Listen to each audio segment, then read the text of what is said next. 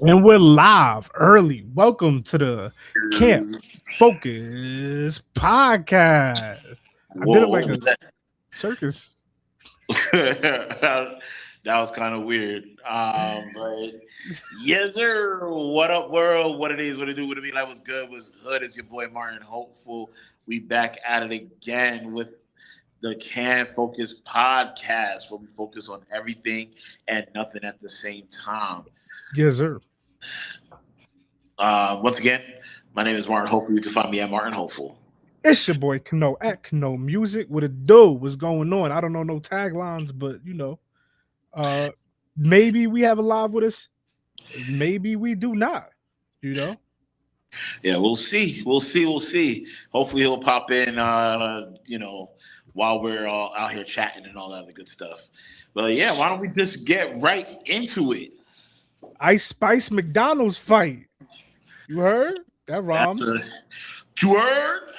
So Ice Spice was sitting at a Hollywood McDonald's, and this happened. Let's share screens, shall we? Yes, sir. Let's see what this is all about. Can you see it? Yeah. Hmm. Double XL, double XL. So it says Ice Spice attacked by fan in Los Angeles McDonald's fight. Fights back to defend herself. I can't read. Gas? You ready? Girl. What? Ready for what? Take gas. You take gas? That's what you do, you take gas? Yeah. So go take gas. So you from Cali? So go take gas. So you from Cali? Are you from Cali? Where you from? Are you from Cali? Where you from? Are you from Cali? No, I'm from Chirac. Where you from? Oh, you're from Chirac. Yeah. So where you from? So where you from? I'm from McDonald's. I found you. Well, I'm from Wade. Where you from? Where you from? Where you from?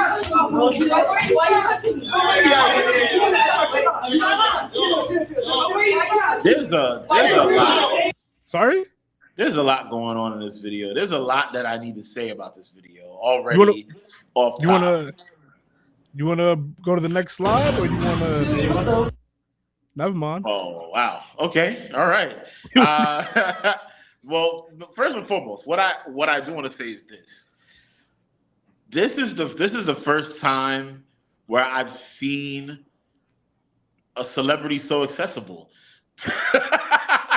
I like you know how there's celebrities out there, like, you got your Kendricks that's mad chill, but he got security popping in there here and there. Security. You got he got two T's. He got that big giant dude, bro. That's true. He does. And then you got your boy J. Cole. He's always, you know what I mean? And he's always kind of like free without security, but I also think he may have security somewhere hiding in the wings or whatever, but, far away enough for him to feel attainable. This is the first time. This is a McDonald's, and this is the first time I've seen a celebrity this accessible. Like, there is no security. It's just me and my friend, and we trying to get some McDonald's. That's it. And that's the crazy thing in my mind. I feel like that's the thought process. Like I'll never, like, Ice Spice is pretty big. For her to be this accessible is, in a bad way. Let me show the world two T's. That's two T's with Kendrick Lamar. Yeah, that's wild. Yeah, my bad. Go ahead. But yeah, I just want to put out that's wild to me that she's. I mean, it's a good thing and a bad thing, and this is one of the situations where it's a bad thing. Second thing is, I mean, if you're trying to get your viral moment, this is it. You know what I mean? Okay. Like this. So that I feel like that's also the other piece of the puzzle. Let me see what the other videos look like, because I've only, honestly, up until this point, I've only seen that first slide. I don't know what else happened. Well, she throw hands. She throw hands outside. She finds. Right, well, let's see. I think there's other clips I might have put up in our notes. But eventually, I don't have notes with the girl. She shoots the fair one. I don't have notes. You were included in the notes.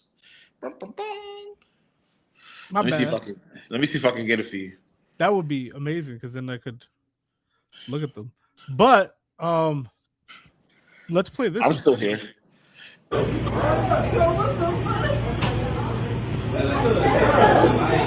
Are you okay? Nigga, are you okay? Are you with them? Nah, I'm not with them. I'm with my friend right here. They just came in right now. But you're the one got into them that I'm here, right? Nah, I didn't know. They didn't know he was here. You were playing that way. They didn't know he was here. Nah, why should you just hit phone? Are you Somebody good? got my phone? Yeah, sure.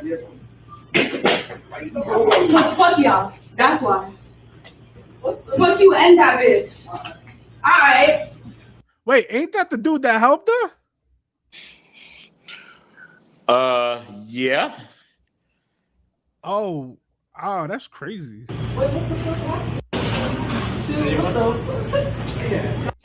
let's get out of then! Calm down. Calm down. Wait, y'all think because I'm famous? You from what? You. Where you from? Yeah. Also, that's her cursing out one of the OGs. Apparently, one of the OGs in LA. Where's she at? And why the you want to record? It's funny.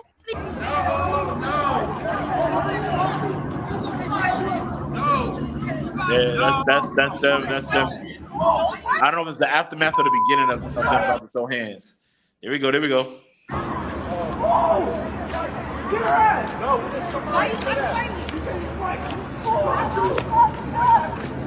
Hey, don't jump her. That's so crazy, bro. How Hey, don't push him though. and Don't. you're getting into these altercations. I was with my How- friends and everything, Wait, hold on. This the girl, right? and Yeah. we came from the beach earlier that night, and we decided to go walk around Hollywood or whatever. But before we did that, we decided to stop by McDonald's because we all had to use the bathroom.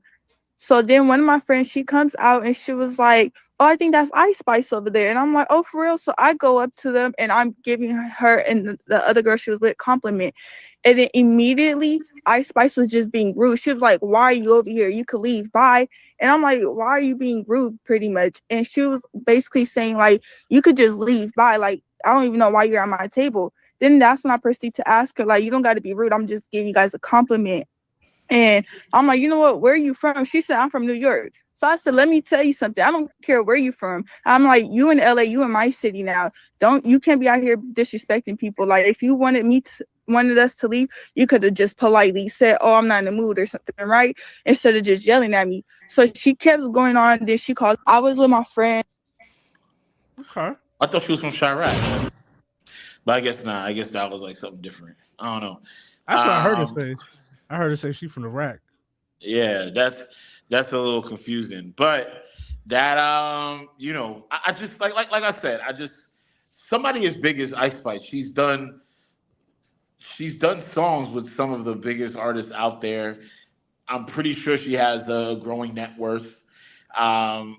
And by all standards of society, she really shouldn't be in these kinds of altercations. So to me, it just blows my mind that this happens even now. And shout outs to Ice Spice, bro. Like on some real, you never really get those moments where it's kind of like, "Oh, we gonna shoot the fair one." It's now people pulling out, pulling out the blicky or whatever the case may be. I think people forget instead that of she the throwing same. hands. I think people forget she the same Ice Spice that. Well, maybe because No Clarity was like in 2021, so she hadn't popped yet. But we both from the Bronx, so I know that You Dirty is a line that she had. Like she's really from the Bronx for real. Like she a trench baby. Yeah, and I feel like yeah, that is something that we need to put into perspective for her. At the same time, I'm just flabbergasted, bro. Like I'm just flabbergasted. I'm sorry. I feel like most people, and you know what? That's probably the mindset of somebody. I don't know if that's a New York thing or a Bronx thing because I remember when Cardi B was big, and one of the fans was like, "Yo, come see me I'm on the corner of 42nd Street, and she came to the corner of 42nd Street to throw hands with one of her fans. Nah, it's a New York thing because not 5 nah, it might be a Bronx thing because Lil TJ from the Bronx too, right? Yeah, maybe it is a Bronx thing. You know, yo, people in the comments who from the Bronx, like y'all really get down like that. Like it doesn't matter, like security, no security, like new, like old life, new life, don't matter. We can throw these hands, no matter what. Cause she really, I knew before. See, I didn't watch the video where she threw hands outside, but I knew from her reaction when she get up, the way she get up from sitting and then start bouncing on the tables. Which yo, shout out to her. I ain't know Thickums could bounce like that, bro. Like that's crazy. Like she was bro. She was like Super Mario on a mushroom, bro. She was like boink, boink, boink, boink, boink. Like that joint was crazy. She was I'm not even joking. She 3 tables away from the exit, and she just bounced through that shit mad fast. Nah, that's true though. But yeah, she probably. I think she do get like a little. I don't want to say this because people be like, maybe I'm tripping, but I feel like because they are females, they get like the ability to still throw hands and have phase and like shoot fair ones still. Because I feel like if she was a male rapper, she might have got packed out. You know what I mean? I mean that's a point. That's a point. I don't know how real or true it isn't. Look, it's coming right now. Look, here go. Look. Bounce, exit. Crazy. Crazy. She really wanted the hands. Like she really wanted the fade for real. Like she really wanted to smoke. And that's I don't know. Like I feel like this is a Bronx thing because Cardi B was on that type of time too. In early in her career. Yeah, I mean, even now she is. She was about to throw hands with the security at the Atlanta show. Yeah, I ain't gonna say about Brooklyn shorties short either though. I feel like I've hung out with enough Brooklyn girls to know like this is how Brooklyn get down too. I've been in situations where the girls is fighting bounces, where the girls is going at like girls is.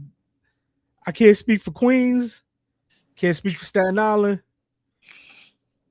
but the Brooklyn shorties and the Bronx shorties is different, bro. That's my personal opinion. I agree with this. Outside of that, I don't really have much to say. I know that Ice Spice did speak out a little bit. She said this wouldn't have happened at a Wendy's. Right, because she got a Wendy's sponsorship, which I guess that's pretty. Once again, genius move. Bring it back to where you're making your money. At the end of the day, they was like, "Yo, Wendy should drop her." I saw some of that where it was like, "How dare she be at a? How come I can't go to the first slide without?" They were saying that Wendy should drop her for being at a McDonald's, but I saw somebody say, out of all places to be without security, why a McDonald's? Why would you be with no security at a McDonald's? Actually, why would you be with no security at a McDonald's in LA? Like I feel like the LA portion, because this isn't the first time someone is getting hurt or losing their life at in LA and you're a superstar. Like this is a running trend. Yeah, I mean, what time is it though? I think it's nighttime, right? Because they're throwing hands in the night. Yeah. Yeah, I guess that is crazy to just be at a. Hold on, I'm trying to see. And there's a part where she was threatening. What do you call it?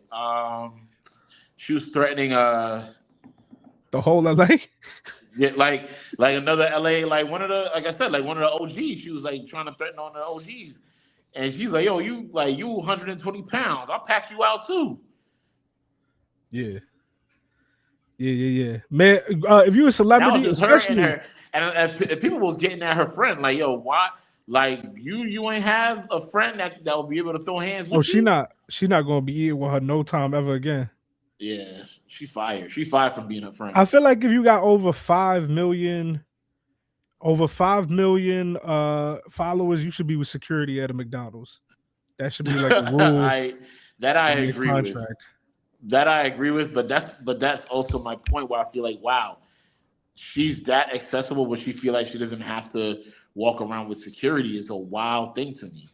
But I guess not to reiterate or beat a dead horse, but I guess that's all I got on the whole Ice Spice thing. You know what I mean? Like, Well, go do your thing, Ice Spice. I feel like like you should have the freedom to walk around with no security and be all right. Like you should have the freedom to be able to walk around at least in your neighborhood. I don't know about in a completely different state, but at least in your hood, like be able to walk around, be like, yo, what up, Papa, what up, good, like what up, homie, what's good, like be able to do that in your hood. You know what I mean? So, and if you can't do that, to me that's problem. I feel like that's a problem. You know what I mean? Like I live in Brooklyn my whole life. I lived in a particular neighborhood my whole life, and I know neighbors and I know friends and things like that, acquaintances. Like I feel safe around there, so I should have no security. I wouldn't even say that for you, honestly, to be honest, because you might could feel that way, but it's like it still get wild over there, and you don't know everybody over there. That's true. There's still a chance of that happening, but I still feel like there's a liquor store like 3 or 4 blocks from you. I don't want to say street names, but there's a liquor store I've been over there, and I'm like, I don't feel very safe over here. They just be outside chilling. That liquor store ain't nothing, man. I don't know what you're talking about. I know exactly what liquor store you're talking about. Yeah, whatever. No, for real. Like, I got the last party that I had. I got my liquor from that spot. All right, walk through that joint at 3 a.m. It's a little different. I guess I don't know. But I guess the lack of a better term is you should have the right to feel human and not have people try to throw hands. Like I feel bad for her because she's trying to feel human. But wait, you brought up a good point though. McDonald's to get food, and now like there was no reason. Like okay, if the person was being rude to you, there's no reason for you to have to want to throw hands with the other person. Just keep it pushing. No, but wait. This is I hate this, but this is the culture that we in now. You got to be aware of that. So right now, the liquor store for you might not be nothing, but if you got Ice Spice level and it applies to Ice Spice and McDonald's, we live in a world where attention is currency, and if you could go viral, you could probably make some money. Honestly, you could monetize off situations. And I got a story for you that my daughter told me. So if someone sees you, what up, live? If someone sees you, fellas, and you got clout, and they get it on video that they ran down on you, now I know this Via girl exists. I ain't know she existed, and now people know she exists. So if you got some type of fame to your name, bro, you gotta walk with security. I say this: when I was in Miami, I was in Brickell. Me and my daughter went for like a little walk around the Brickell City Center, and we saw the Jack Doherty dude. You know the Jack Doherty guy? Y'all know who that is, right? No, I mean I do, but I never cared to know what kind of content he does. He's not a good person. Like allegedly, I don't want to slander his name. I don't know a lot about him. I just know that he's not likable. People always are trying to like have situations with him. He had a big, tall security dude with him though. I think my daughter's friend's mom said that him and his camp made like some disabled person become an alcoholic or something like that for content. So just like not the greatest human being, right? So I put up a story that they took a picture together, and some friends was like, "Yo, Samaya, oh damn, your daughter should have slapped her. Your daughter should have slapped him. Your daughter should have took his chain." And so my kid was like, "Yo, bro." When she saw the Ice Spice thing, she was like, "Bro, I should have went off on Jack Doherty. Like I should have took the security's whipping, and we would have went viral on that Twitch stream." And she's right, but I was like, "Baby girl, if you ever did that, you see the big 6-foot brolic dude that was there, that big muscular man that was behind him. Yeah, he would have made sure Daddy never walked again. Like that would have been the response to that. Like, no, we don't do that." And that is a deterrent. Like having security is a deterrent. And I promise you, if Ice Spice had a big brolic dude standing behind her, that wouldn't have went that way. Yeah. You're right. Not at all. I just think that it's while that's also one piece of the story, I bet you the other piece of the story is, man, like I'm being treated all the time as if I am a commodity rather than a human being. And now I have this opportunity where I'm free to be who I want to be when I want to be it. And now I'm having like fists thrown at me in a completely different state. Like there's a side of it where it's like I gotta be cognizant of who I am. I'm Ice Spice. I'm a celebrity, and people are going to, like you said, they're going to take the time out to make content out of me. And that is what, and I feel, and honestly, deep down inside, maybe the young lady was trying to not make a name for herself. She just felt disrespected and said, you know what, I'm gonna throw hands with you. But either way, now she's viral because of that whole situation.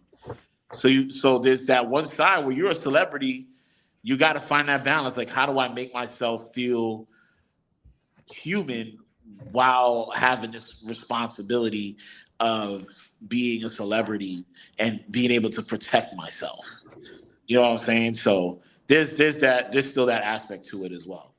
And Alive, thank God you're here. You can take over while I do more promotion. Hold on. All right. Well, I can move on. Can I just say that just one thing? I think like she either has really bad perception or like self-awareness or something, because as soon as she stepped to that table, it was the vibes was wrong to begin with. Like she came to the table and tried to sit down instantly. I disagree with you. I don't think she had bad self-awareness. Really? Yeah, I think she, from the way she reacted, I think she just don't care. Like the way she, because if you watch the video, the way she gets up, most people can't get up from that position. When someone's already on, like, got the high ground on you in a fight, most people can't get out of that. Like, it's a wrap. The way she got up, you could tell she already knew it was going that way. Wait. No. I'm talking about the other girl that stepped to Ice Spice. Oh, what do you mean?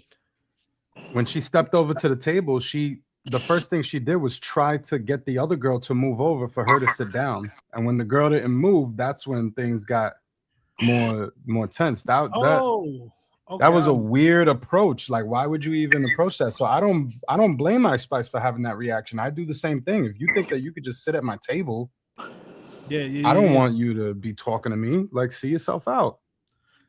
Yeah. My bad. I thought you were talking about Ice Spice. I was like, nah, she reacted with quickness. No. She has been there before. I was actually like, yo, why isn't she getting up right now? Why is she still sitting? Yeah. That's a girl that fought on the subway. I know. I don't know if she ever did, but I know she did. She jumped over the chairs. That's a girl that fought on the subway.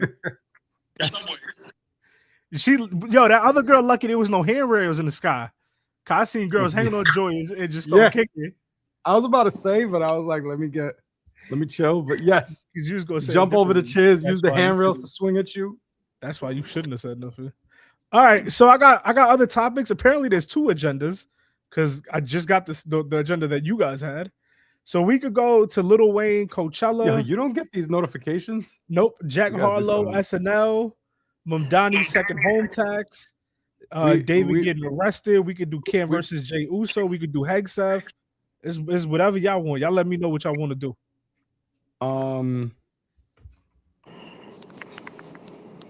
would recommend. We'll follow what you got. I would recommend Mundani's second home tax right now because I think that's something that's near and dear to everybody's heart here. Or I also think. Okay, give me a minute. I got to think. So what Kyle sent? Yeah, we can do that. You want to do that? Down for whatever, baby. I just feel like he does this every week. I mean that. Did you see the message the post he put out today? No, I don't know. No. Martin, I'm gonna mute you because there's feedback. All right. So Martin Hopeful sent this over at this moment just now, and I can't see here how long ago this was put up. Can you? No. Got to be today because the Yeah, latest no. comes to an hour. He put this message out like I think this morning. Oh, okay. So it If says I'm not mistaken. Donald Trump reportedly claims all of Iran is getting blown up if U.S. deal isn't reached. Let's watch this. President Trump for about 20 minutes, and he told me if Iran does not sign this deal, the whole country is getting blown up. He went on to say that bridges and power plants will be targeted if Iran does not sign this agreement. The president telling me that U.S. Special Envoys Jared Kushner and Steve Witkoff are heading to Islamabad, Pakistan for meetings on Tuesday, possibly into Wednesday, to try and get this agreement across the finish line. The president telling Fox News this is a very simple deal, but this is the last chance for the Iranians. The president, very clear in our conversation, spoke with President Trump for about 20 minutes. Thoughts? You go first. I call cap. I don't believe Absolutely. you. I'm tired of this. You said this last week. This is the same song. You are definitely afraid of the blue wave that's coming in November. You absolutely 100% on banking on dying before having to face justice because you eat cheeseburgers and Diet Cokes every day. You will not do this because you know it's an international war crime. You know that your approval rating is at an all-time low. It's probably in the single digits. I maybe teens. I would venture to say you're not doing this. No one's going to like you for this. We're not going to like the perception you give us, and I don't believe it. So this is what he put up, and it was today at 8 in the morning. So Iran decided to fire bullets yesterday in the Strait of Hormuz. A total violation of our ceasefire agreement. Many of them were aimed at a French ship and a freighter from the United Kingdom. That wasn't nice, was it? Oh, you're being cute here. My representatives are going to Islamabad, Pakistan. That's tomorrow, by the way. So they're going for peace talks tomorrow, and he's sending this today. Iran recently announced that they were closing the strait, which is strange because our blockade has already closed it. They're helping us without knowing, and they are the ones that lose with the closed passage, $500 million a day. Oh, shut up, bro. The United States loses nothing. All right. In fact, many ships are headed right now to the U.S., Texas, Louisiana, and Alaska to load up compliments of the IRGC. Always wanted to be the tough guy. Hold on. This thing is broken. Always wanted to be the tough guy. We're offering a very fair and reasonable deal, and I hope they take it because if they don't, the United States is going to knock out every single power plant. Why does he capitalize? And every single bridge, he capitalized bridge in Iran. No more Mr. Nice Guy. They'll come down fast and they'll come down easy. And if they don't take the deal, it will be my honor to do what has been done, what has to be done. My honor, which should have been done to Iran by other presidents for the last 47 years. It's time for the Iran killing machine to end. I also call cap. I also don't think that this is going to be something that happens. I'm going to remove y'all just for the clip. Yeah, I don't think this is going to be something that goes through. I don't think this is going to be something that he holds to whatsoever. I think it's absolutely ridiculous that he's even still trying this. Yeah, we'll add Martin back to the stage. Let me know if you're ready. Okay. Yeah. All right. Man. Oh, add Cano back. Yeah. Yeah. But one thing I will say is that it's unprecedented is he's saying he's going to take out power plants and bridges. This is a war crime. All right. Just so that's clear. He's doing something that is directly affecting citizens and he's threatening the country as a whole. All right. That is a war crime.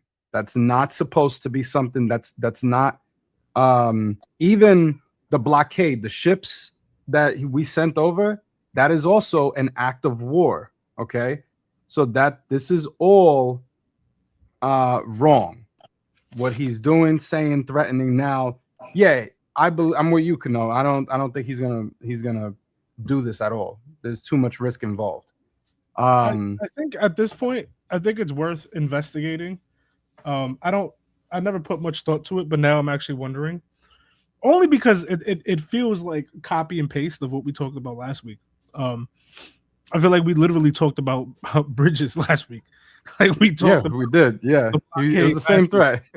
Yeah, so I think it's worth looking into now if maybe this is stock market manipulation. Yeah, it could be. He's sending this the day before, and then you're picking them back up. Like, did you sell stuff? You know what I mean? Yeah, and that a lot of what he's been doing. That's how people have been reacting to everything. So yeah, and a lot of everything that he's been doing is to manipulate the market to keep it afloat. That's a lot of what Trump has been doing. And shockingly, it's been working. But yeah, this is not I'm disgusted by this though, that you would even use this as a ploy or a tactic. Also, yeah, because Iran is not going to be intimidated by this, you know. They don't believe anything you say. But the fact that you're also saying that presidents before you should have been doing this, it's really I'll be real. I want to push back to you a little bit. Go ahead. What is the point of discussing this at this point? It's not like none of us like have anything new to say. I feel like for the last month, I mean, I get it, we have to, right? Like I'm not saying let's don't. Like I understand it, but it's like it feels pointless because I feel like since we got to Iran, maybe the first 2 weeks had novelties, but the last month has just felt like the same thing. Yeah. And I know he's the president, and it's such a crazy thing to say to a president. Mic check, y'all hear me? Yeah, I can hear you. But there's feedback I hear. I don't know why. It almost like my gut is like when Kanye tweets, and it's like, why are we giving this any attention? But I understand. I'm not saying let's not talk about it. I'm just telling you how I feel when I read it. Where it's just like, bro, this is like Kanye talking about what he talks about. You know, the difference is that what Kanye says isn't going to lead us to $5 a gallon. Right. What Kanye says is not going to tank the global economy. Yeah. Which is what a lot of people. I don't know if you saw that video of the dude who was actually in talks. He was in the last peace talks. He was part of it. No, I saw you share it. I didn't watch it. Yeah, and basically he's talking about the fact that this is gonna be something where we're gonna see the global economy. It's gonna take some time, but economically, the entire world is going to be affected. Yeah, I know. And he's not the only one. It feels like whenever he talks, I just want an adult in the room. Yes, no, I'm disgusted by it. It's something. Shout out to you, Jerry. Thank you for joining us. Yo, Jerry, what's up? Jerry, do you know one of us? Please tell us. Also, gotta say, Jerry, from heart to heart, there are some days not having the greatest days. Look at your comments, and I'm like, you know what? I'm doing something in this world.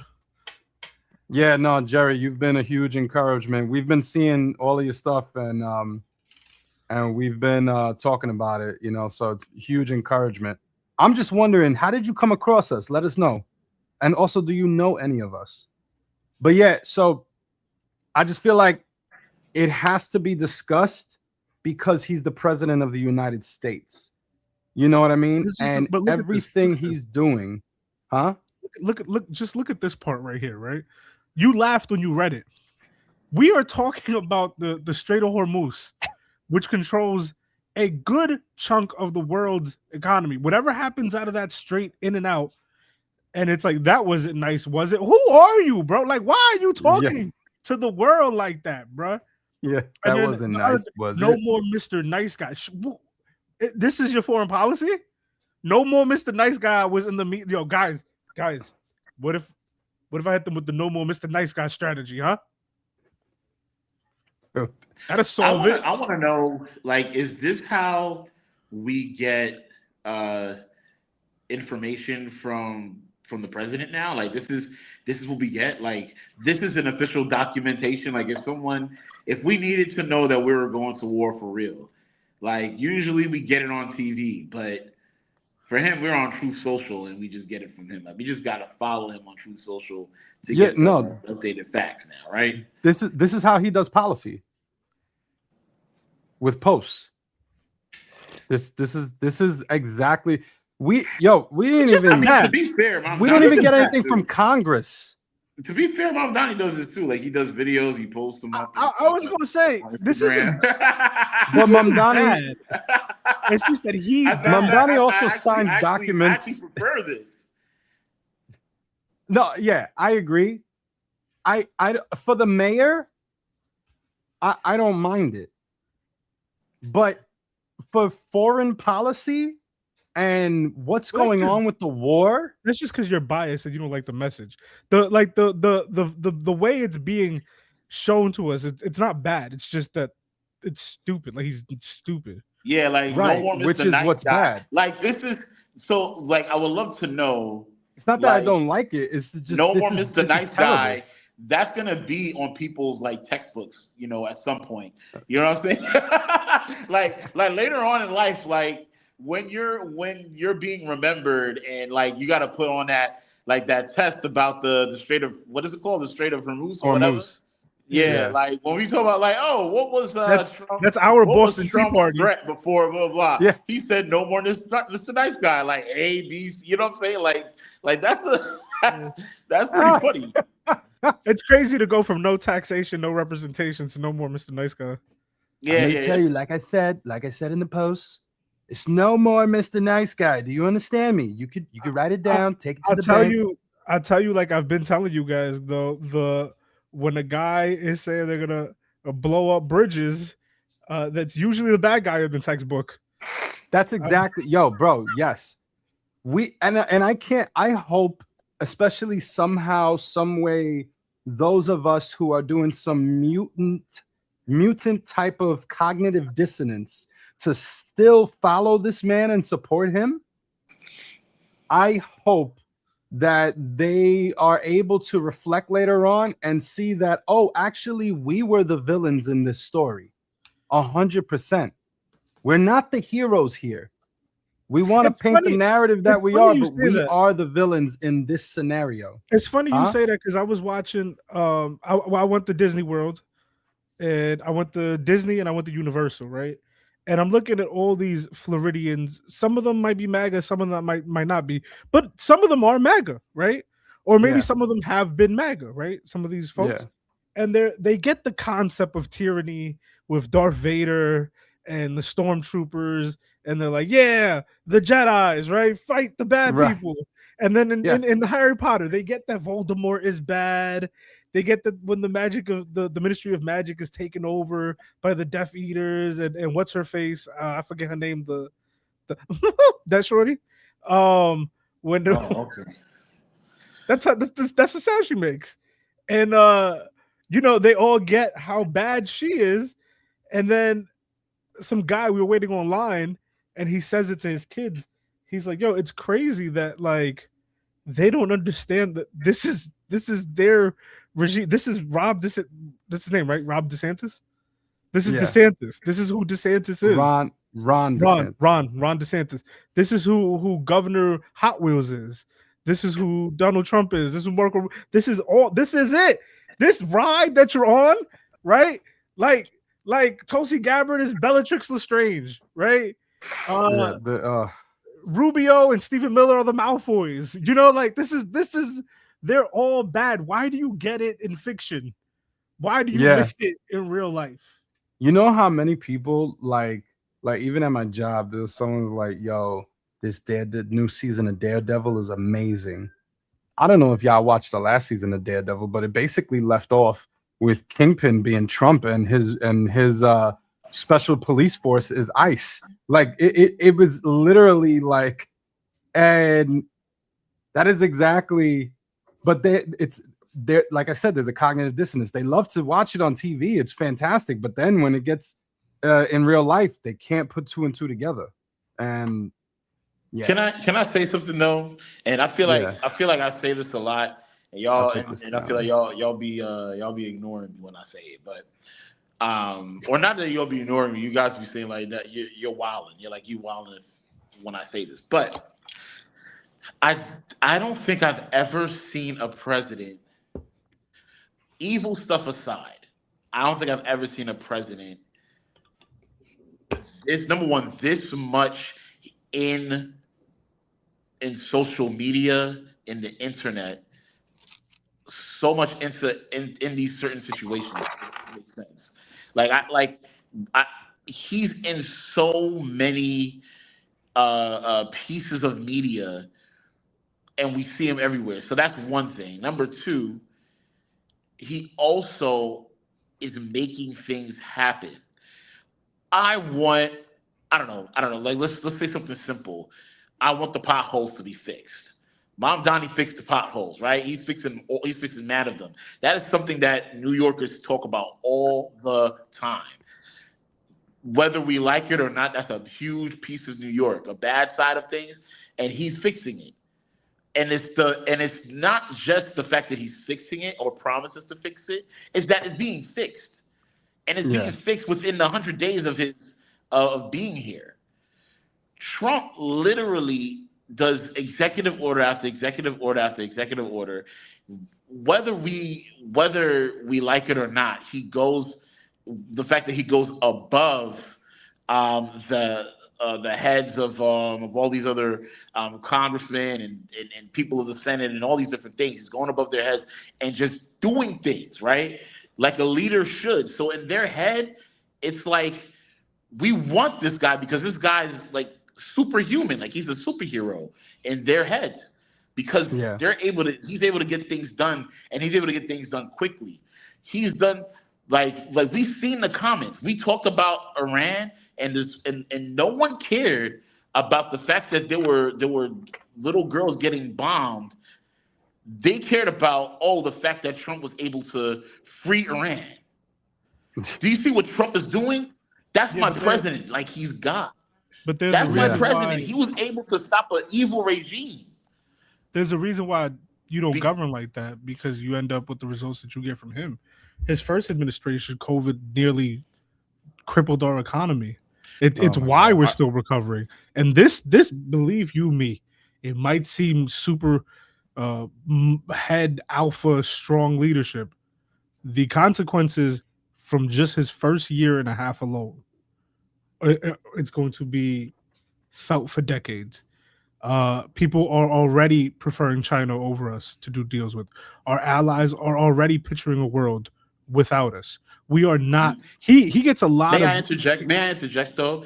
While I 110% agree with everything you're about to tell me, I do want, and I'm prefacing this by saying I don't like Trump. I don't want him in a third, fourth. I want him gone out of office because he's going to continue to do horrible things.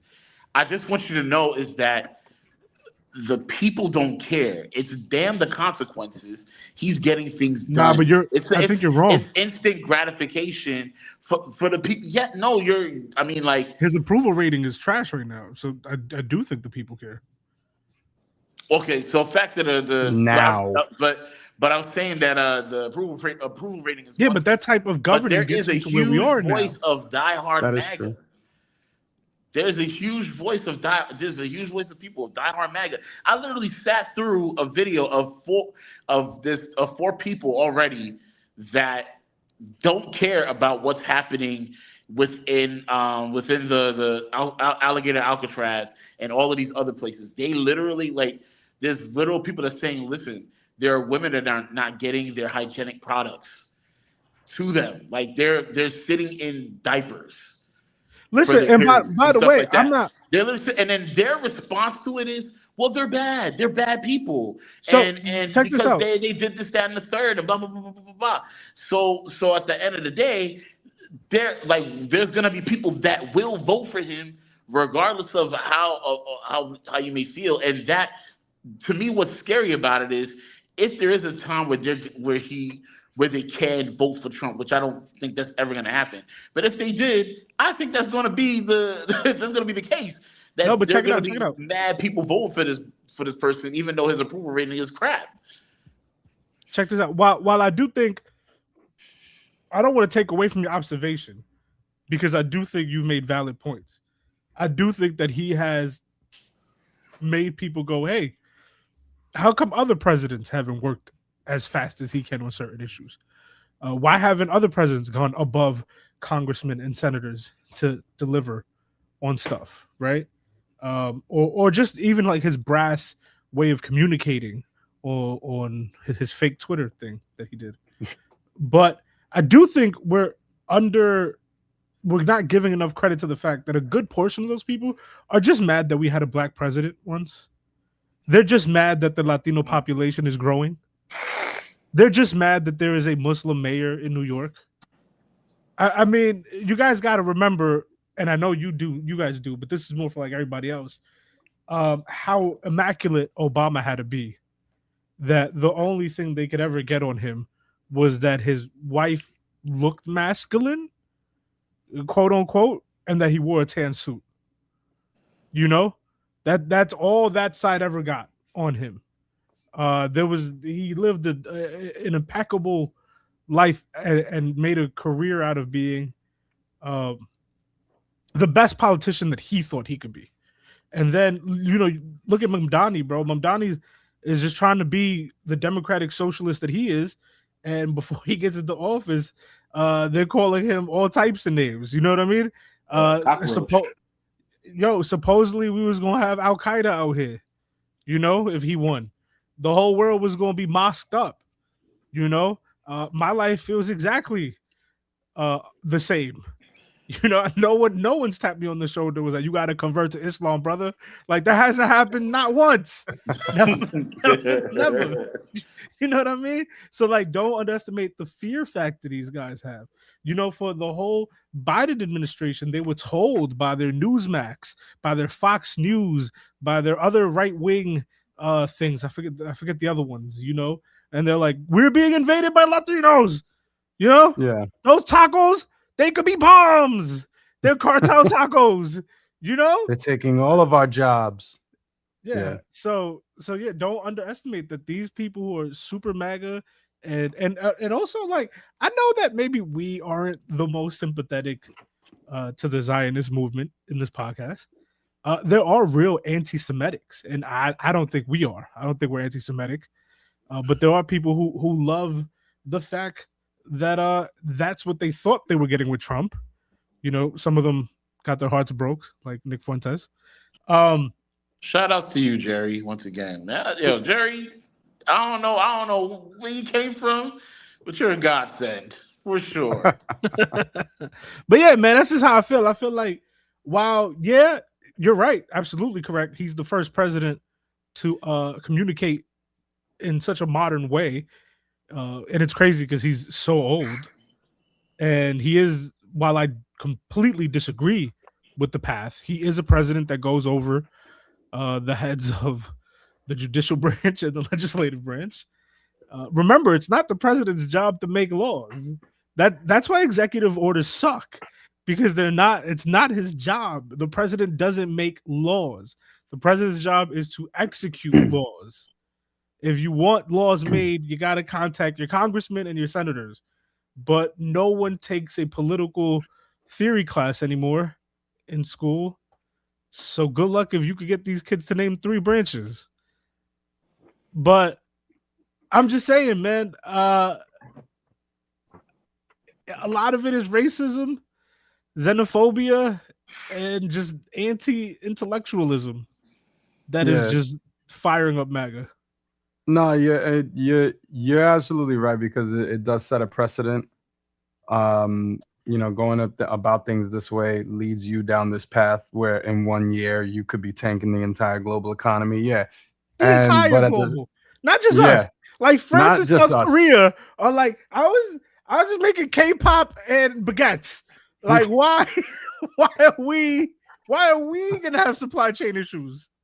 Yo, there's third world countries right now that are like, bro, they have certain times of the day where their electricity is on, and I know that that's been going on forever, but like areas that didn't have that before, or they're struggling with eating right now, like, so yeah, like I have wrote in one of the comments on one of our videos, like, it's actually like, you got to try hard. Like, this is like impressive at this point that you were able to do this to this extent. But I also hear what Martin is saying too, because it is anti-intellectualism, and the thing is that is going to be the thing that they look at. Oh, look, my president, he did it. Look at him. He got things done. He don't care about drain the swamp. Like, it doesn't. All it does is reaffirm what they believe, and that is who the base that he's catering to. That small majority that is overwhelmingly extra. Why don't we move on to the next topic, though? Okay, can we go to Mamdani's tax? I was just about to say, well, real quick, let's just acknowledge the comments real quick. So he doesn't know us. Jerry doesn't know us. Look familiar, maybe off of YouTube. Yes, same to you, Jerry. I think you guys are awesome. I'll remain a loyal fan. We appreciate that so much. And his wife said we look familiar because they watch them. They watch us every time we get. Wow, this is gotta say, is a very humbling experience. Jimmy, what up? Good to see you as always. Shout out to the OGs like Jimmy. But yeah, let's. Jerry brings up a good point. We haven't gotten this far. We need some merch. Oh yeah, I'm happy and proud of you guys bringing in awesome podcasts. Do you guys have any merchandise so I could order and promote? So all right, Jerry, you're awesome. We're not there yet. We're hopefully working to get there though. So continue to like, share, subscribe, all of that. I mean, you've done all that already. But continue what you're doing already to support us so that hopefully we could get to that point. And if you guys are able to watch our clips also that we put up on the side, which I know y'all do already. Maybe this throw that out there in the ether. That helps us as well. But hopefully we get monetized soon, and then we can start doing that. But yeah, I could intro the tax, but why when Mom, this Donnie man can do it so well for us. When I ran for mayor, I said I was going to tax the rich. Well, today, we're taxing the rich. I'm thrilled to announce we've secured a pied-à-terre tax, the first in New York's history. This is an annual fee on luxury properties worth more than $5 million, whose owners do not live full-time in the city. Like for this penthouse, which hedge fund CEO Ken Griffin bought for $238 million. This pied-à-terre tax is specifically designed for the richest of the rich, those who store their wealth in New York City real estate, but who don't actually live there. But even so, they're able to reap the huge financial rewards of owning property in, dare I say, the greatest city in the world. And most of the time, these units are sitting empty, since again, they don't actually live here. This is a fundamentally unfair system that hurts working New Yorkers. Now, it's coming to an end. This tax will raise at least $500 million directly for the city. It'll help fund things like free childcare, cleaner streets, and safer neighborhoods. As mayor, I believe everyone has a role to play in contributing to our city, and some a little bit more than others. Happy Tax Day, New York. So, in case it wasn't clear, can I just say that? I feel like as a politician, he is like sending diss records to everyone, bro. Like he's just doing it. I don't know. There's nothing else. Mamdani is a real one for this. In case it wasn't clear, Mamdani and Governor Hochul, the mayor of New York City and the governor of New York State, came to an agreement that they'll have an annual surcharge on non-primary residences valued at $5 million or more within the 5 boroughs. So it's going to be luxury homes that are not the primary homes of people that are worth more than $5 million. Go ahead. How y'all feel? Love it. You love it. I love it. I absolutely love it. You know what we never do? Let's do where are the he doesn't have comments here? Try the 3 dots on the side.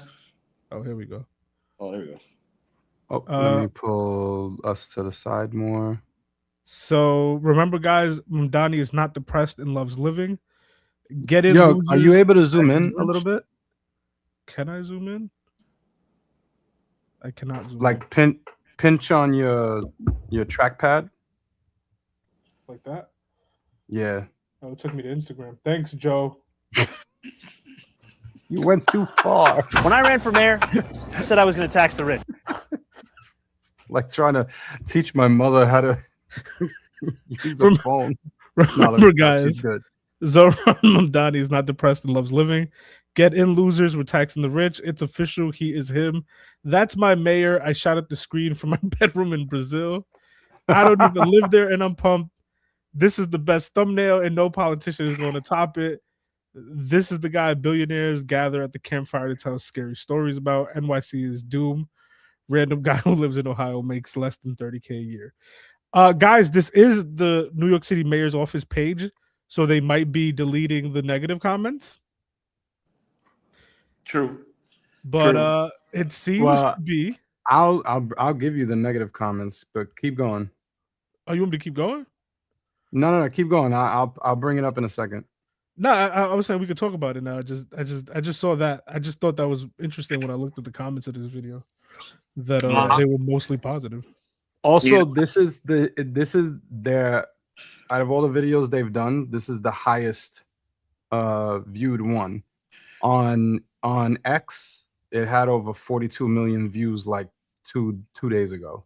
So it's really making the rounds. I can see how. It's a very powerful video. Yeah, I mean, like, listen, I think that, like I said before, in terms of Trump and, you know, utilizing social media and things like that, like I just previously said this, Mamdani's use of social media, the use of the internet, is something that Democrats do not use enough. I think that this man is doing a great service to people who do not know where to find these laws or find like where these things are happening. Like he's bringing it to your front door, which is great. That's number one. Number two, he is literally showing you like I think there's like on the Instagram page, he's showing you in his first 100 days all the things that he's done already. And and honestly, I can't, oh my God. Honestly, I can't stress this enough. I feel like everything he has said so far, I think the only thing I haven't seen yet is the free buses. But we're getting there slowly but surely, obviously, because isn't that what he kind of said that's going to be the next step? Like when we tax the rich, yeah, we're gonna move. The next step is to kind of like utilize that money to get the free. And if we end up doing that, that's intense. So big move. He's already appointed like who he needed to the rent guidelines board, you know? Yeah. Your hats off to him. He's doing an amazing job. I'm glad, like honestly, sometimes when I vote, I don't know what I'm getting. But I'm just so happy that I voted for him. So do you feel like he's similar to Trump in that way? That he seemed to fulfill the things that I mean, everybody said he wouldn't do, right? Like you can't tax the rich, you can't make these grocery stores that he's already started the ball on. You can't. Another thing, right? You think he's one of those politicians that is like in the same vein as Trump, that doesn't hide behind the bureaucratic system and just gets things done? Yeah, but he goes about it in. Oh well, that was a question for Martin, right? No, it's both of y'all. Yes, but the right way, the right example of that. I do agree. I think that great question, by the way. I think that Mamdani is the antithesis of He's like the Goku to Trump's Freezer. yeah. Yeah. I think that Look at you. I'm proud of you for that one, Kano. Like I think that the way Trump is going about things is an extreme, but I feel like Mamdani's doing it the right way and he's being aggressive about it. Right? Yes. I feel like there is a level of aggression that you need to do, and I feel like that should inspire other people to be like, you know what, maybe I should pick up the phone and call my congressman, call my assembly person, different things like that, and see if I can make a difference. Because he makes that look so easy, but I know it's difficult because he's literally playing chess, not checkers with everyone. I'm like the last time we spoke about this stuff, Mamdani was putting Hochul in the corner, wasn't he? Like, yo, the ball's in your court, and your election's coming up. What you about to do? And now here he is. Now Hochul is now collaborating with him to do this kind of taxing of the rich, this method of taxing of the rich. It worked. It worked. And you got to put the pressure on him, and that's how you put the pressure on him legally. Yeah, and this is also something to point out because he mentioned 500 million a year in revenue back to New York. He mentioned 500 million, and the crazy thing is that's 500 million a year. Like this is not just a 2026 thing. And it's just like think of over time, over the next few years, how crazy that is. In 2 years, that's a billy that's given back to us. And if he's willing to do this, as well as everything else that he's done, like day one, he was already signing executive orders when it came to, apartments and these slumlords, and taking them to court. They've already won millions of dollars because the city is suing all of these landlords. So like if he's doing all of this, as well as taxing these wealthy, and it just kind of confirms in my mind that you're for me. I forgot that he was doing that he was suing landlords and holding them accountable and shit.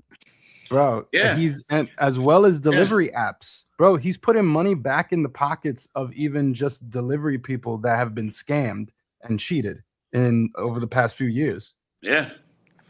Directly into their accounts. Like, I'll mail you a check. No. It's like, and that's another thing. I feel like us as a state like New York, I'm going through a number of things where I'm like working with the city or the state or whatever to be able to get the things I need for my family, and I can't believe there was some paperwork that I needed to be sent out.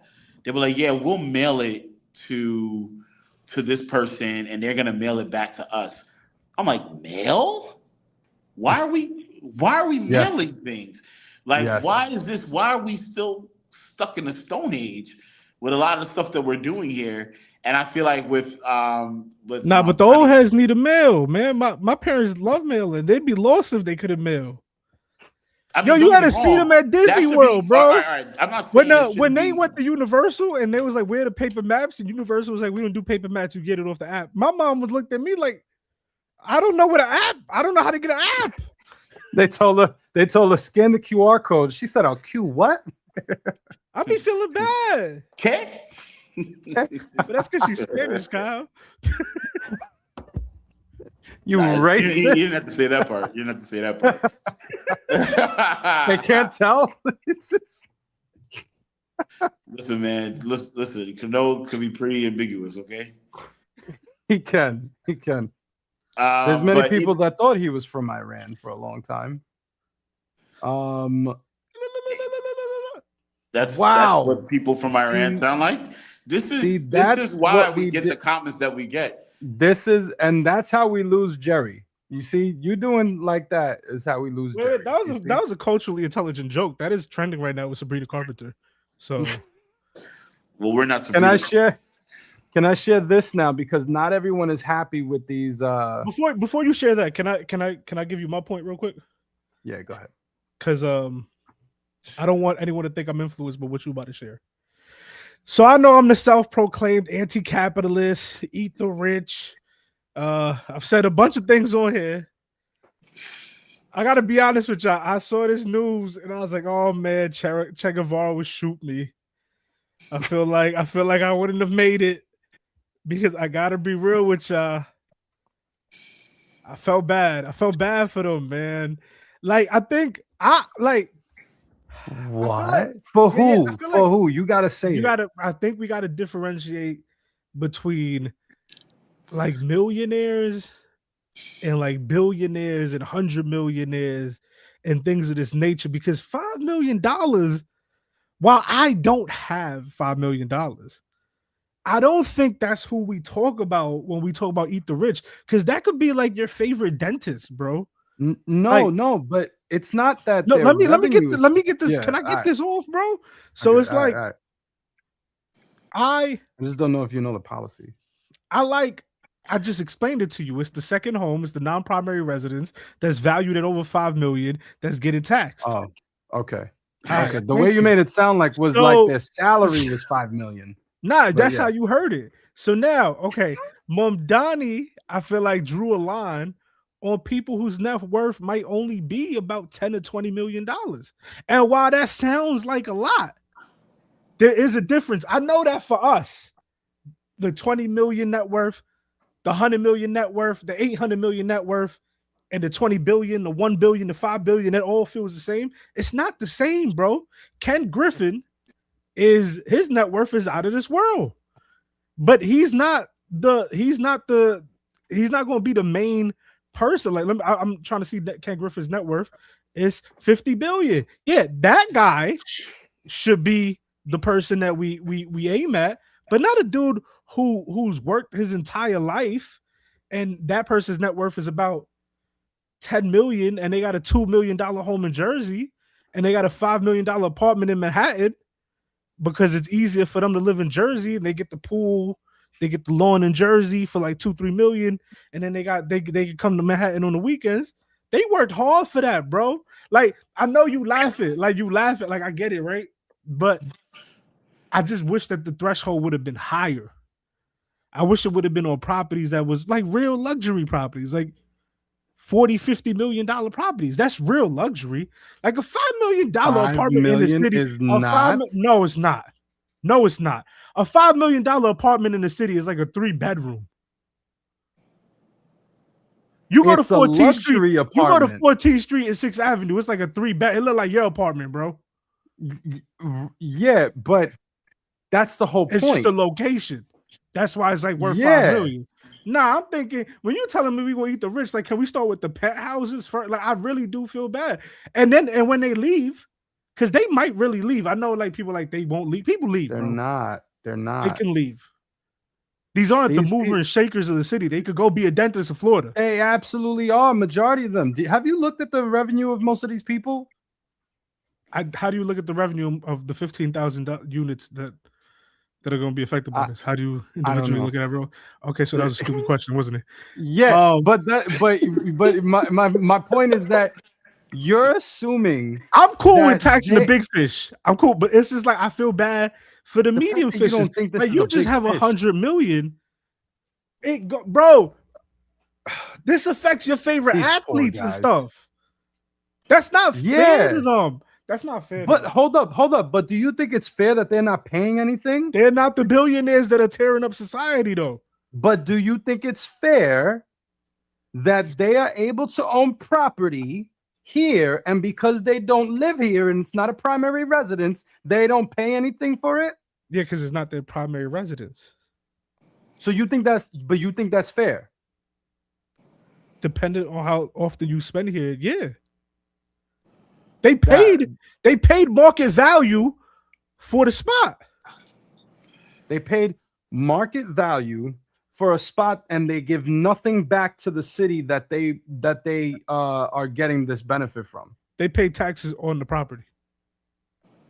Yeah, they pay property tax. Yeah, they pay Hold taxes on. on the property. Hold on one second. Made him dang, run he was the away. one that was arguing with you. Made him run away. You saw that? Yo, He he said- lost the we lost the said, spark. What's that? I don't What's really got that? much of a dog in this fight, so I don't He even said, know "What's how to. that baby daughter? Is she?" I didn't hear nothing. Did you hear anything? he ran away. He ran away. Do you hear my daughter crying? I think I hear my daughter crying. He pulled the Uno. Yeah, ma. I gotta go, guys. Oh, damn. Hold on. Babe, I think my wife is no, Kyle. You're not even at the. Don't worry about where I'm at. I understand. Y'all I are could be clowns. Y'all are clowns. I understand. I could be tripping. I get it, but I did feel bad, and that was my initial reaction. Is not for the billionaires, not for the Ken Griffins, not for the people who have. But here's the thing, $500 million and more. But for the people that Jay, are like at 100 to like Jalen Brunson, I feel bad for my son. He trying to win a championship. Now you trying to tax his second residence? All right, bro.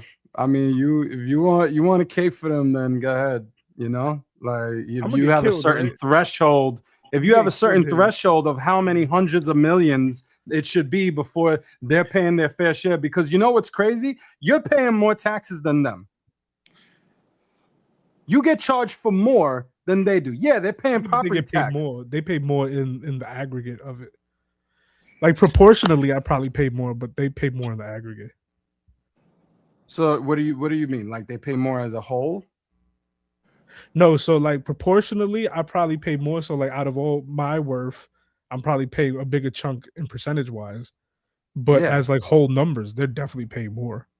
Yeah, but they save more. I'm talking about proportionally. I know, but so yeah, I think the point is that it's not like how much you're paying. It's that they could pay. They're paying a large number because they're rich. They're and paying if they that left, larger number, but they could pay a little bit more. And but they still pay. be okay. The extremely rich pay the majority of our taxes anyway. If they left, if they up and dipped. And I'm not a big fan of they can't leave. I feel like that's I honestly feel like that New York superiority complex that you feel like, oh, they can't leave New York is the same thing that is happening with America when Trump goes, we're America. No one to mess with America. It's like, nah, it can always happen, bro. But the people point, can always the point leave. but the reason they have a second home here is not for vacationing. They don't come here to go on vacation. They come here because they have meetings. They come here because they're doing business deals. Yeah, but if they that's take why loss, they have a location leave, here. They can leave it, and it doesn't. They're not going to leave New York. If Ken Griffin and 500 Ken Griffin sell their $100 properties because they don't want to pay taxes on it, you know who can't buy them? Me and you. So we just lost out on them even being here, functioning here, and it's not like that's going stop loss any of the housing crisis we have. I think this is crazy. They're not leaving New York. They're more likely to leave California than New York. You can't say that they're gonna lose out on unless business. you have a crystal ball and you go, they're not leaving New York. I see it. You can't say that because they could always leave New York. All right. So here's the thing. Mamdani's been mayor for almost 4 months now, right? Can you tell me have they left? He hasn't taxed them yet. But he knows that they know that he wants to. They didn't know that he was gonna get this through. He was gonna get it off. All right, give this a month. Give this a month and let's see. Yeah, I mean she's taking a lot of donors. If the rich leave New York, bro, we the 70s again. And go do your homework on what New York looked like in the 70s. No, but at the same time, Warriors. I'm not even gonna get this. I'm not even gonna get into this because I don't have the memory to recall things that I need to for this argument. But I think that you're nuts. I want to find out. Hold up, I'm gonna find out right now. This stresses me out. I'm gonna go get seltzer water. Jimmy says Alive is right. They can't leave New York. New York is what made them rich. But they can know. But that's the thing, right? Like But London, dog, they're London not. used to They're be the here. London used to be the financial center of the world, and everybody left London. And now London isn't the financial center of the world. Okay, so Financial then that centers means of the world can pivot, like it can move around. Especially today when we're so interconnected by the web. You don't need to be in New York no more. I don't think we're there yet, bro. If And you I start don't think that taxing this them is on gonna their be. $5 million property, yeah. This is the type of mentality that keeps that is propaganda, bro. I just wanted the threshold. I'm not There's against it. I just wanted the and threshold to be here's higher. the thing. They've I wanted the you could threshold to go. be higher. I think you're ridiculous because here's the thing. Why you They're attacking, not. why you attacking my They're personality not. I think what's ridiculous is that you're. Is now? that No, you're he feels claiming? bad for people who have money. Yeah, I that's think kinda that wild. I think that That it's is kinda yeah. wild. That's crazy work. I think that it's ridiculous that you think that that people that are buying $5 million or more, that's just the bottom, is only their revenue is only 20 million. That I didn't even say revenue. Their whole net worth might only be 20 million. right. Oh, all right. Their Some net people, worth. honestly, some people's revenue might only be like 8 million. Their other residential house might be in Houston that costs like 400,000, 600,000. I'm sorry, revenue is the wrong word. That you think that their net worth is only like 20. No one's buying a $5 million. I do the math on this. A quarter of a quarter of their. I just said it. Oh my gosh. Net worth. Their net worth. A quarter of their net worth. They're spending on an apartment. No, come on, Wait, bro. that happens all the time. People will have like a net worth of 1.2 million, and they'll have a house in New York that's like 700,000, and they have a property in Florida that they vacation to for like 200K. That happens all the time. People's net worth is a lot of the times is not that much higher than their property. All right. I mean, I guess so, but I'm not going to claim to know the ins and outs of. I really don't feel bad if a dude is like he went to medical school, he's a lawyer, and he was able to get like to amass 10 million in his lifetime, and he likes to live in Jersey. He likes Passaic. He likes I don't know, New Jersey neighborhoods, Edison or whatever. And now he has to sell his New York property because it's his second property and it's going to get taxed. Y'all don't feel bad for that? No. Dude, no, because the thing is, bro, all right, let's say they leave. Then what's going to happen is that you have less of us leaving. Because if they're leaving, that means that things were able to get more affordable for us. And also, they've done studies on this globally. They've done global studies on this about taxing the rich, these propaganda messages and all of that. You can go on the mayor's YouTube channel and find that video where he actually sat down with two people who have been doing global studies on this whole taxation of the rich for years. It is largely a propaganda that they leave. They don't. Because in the grand scheme of things, the tax that they're receiving is a drop in the bucket for them. It's not. It's not. The majority of people like this. There's like even what's his name? That he's got the podcast with Charlemagne. Andrew Schultz. Andrew Schultz. When he sat down with Jay, you probably remember this. When he sat down with, if you're there, when he sat down with Mamdani before he got elected, they talked about the taxation. And Andrew Schultz actually, when he told them about, oh, you would get taxed 2% more. He even said, like, yeah, that would affect me. And honestly, I don't mind paying that. Like it's not a big deal. So this isn't as serious as they make it. I'm not saying that I'm right. I'm not saying I'm right. I'm just saying I felt bad. I felt bad, and I thought of someone who, was an entrepreneur, did their thing, put the work in, or a lawyer, or a doctor, or an athlete.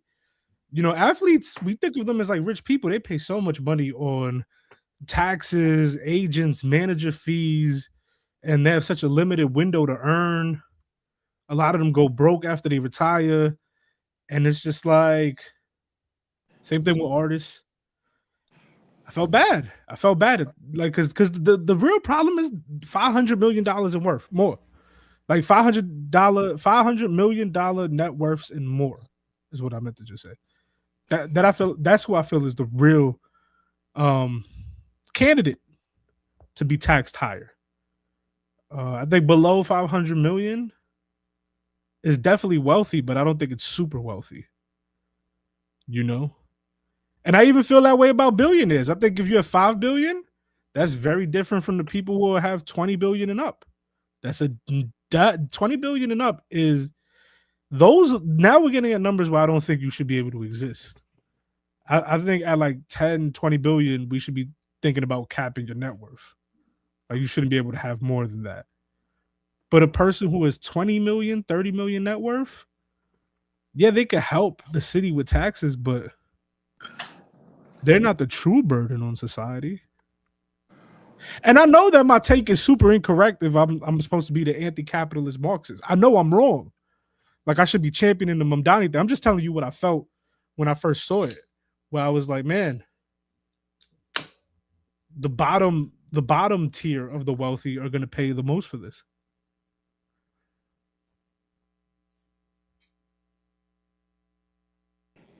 Yep. Still think it's an incredible feat because we weren't even gonna get to a point where we would have taxed any rich person, I guess you could say. Like as a feat from Mamdani, amazing. He got what he said what he was going to do done. Yeah, I can't be mad at it. This is just my reaction to this particular specific thing, Again, and I'm not even saying I'm right. I'm not saying that they will leave. I'm just saying that we can't just say that they won't with certainty because anything is possible. I would leave if this was my second home. And I was tagged. I'd go to LA. I'd go to Houston. I'd go to Toronto. I'd leave. I think you're underestimating the reasoning for it, though. I don't think that a lot of business could just be translated to online. Well, I can't be the only one who feels the way I feel. No, you're not. And I'll show you some others who feel the way you feel real quick. Here we go.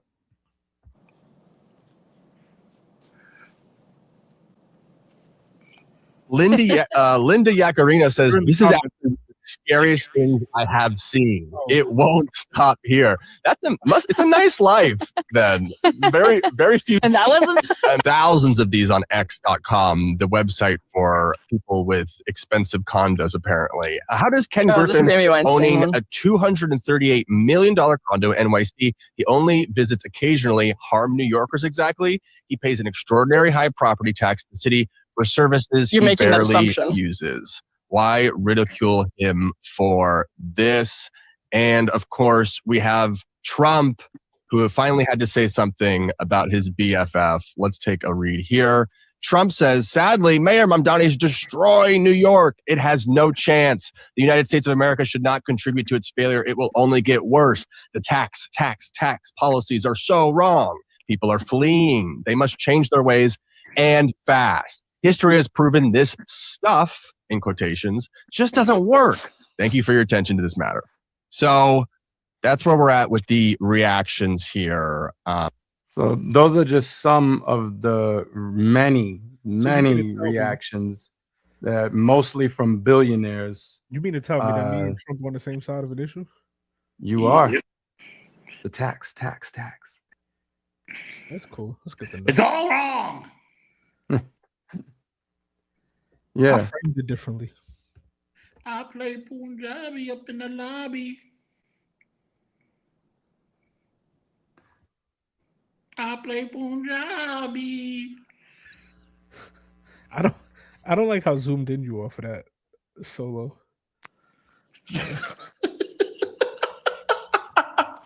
Why don't we just move on to the next topic?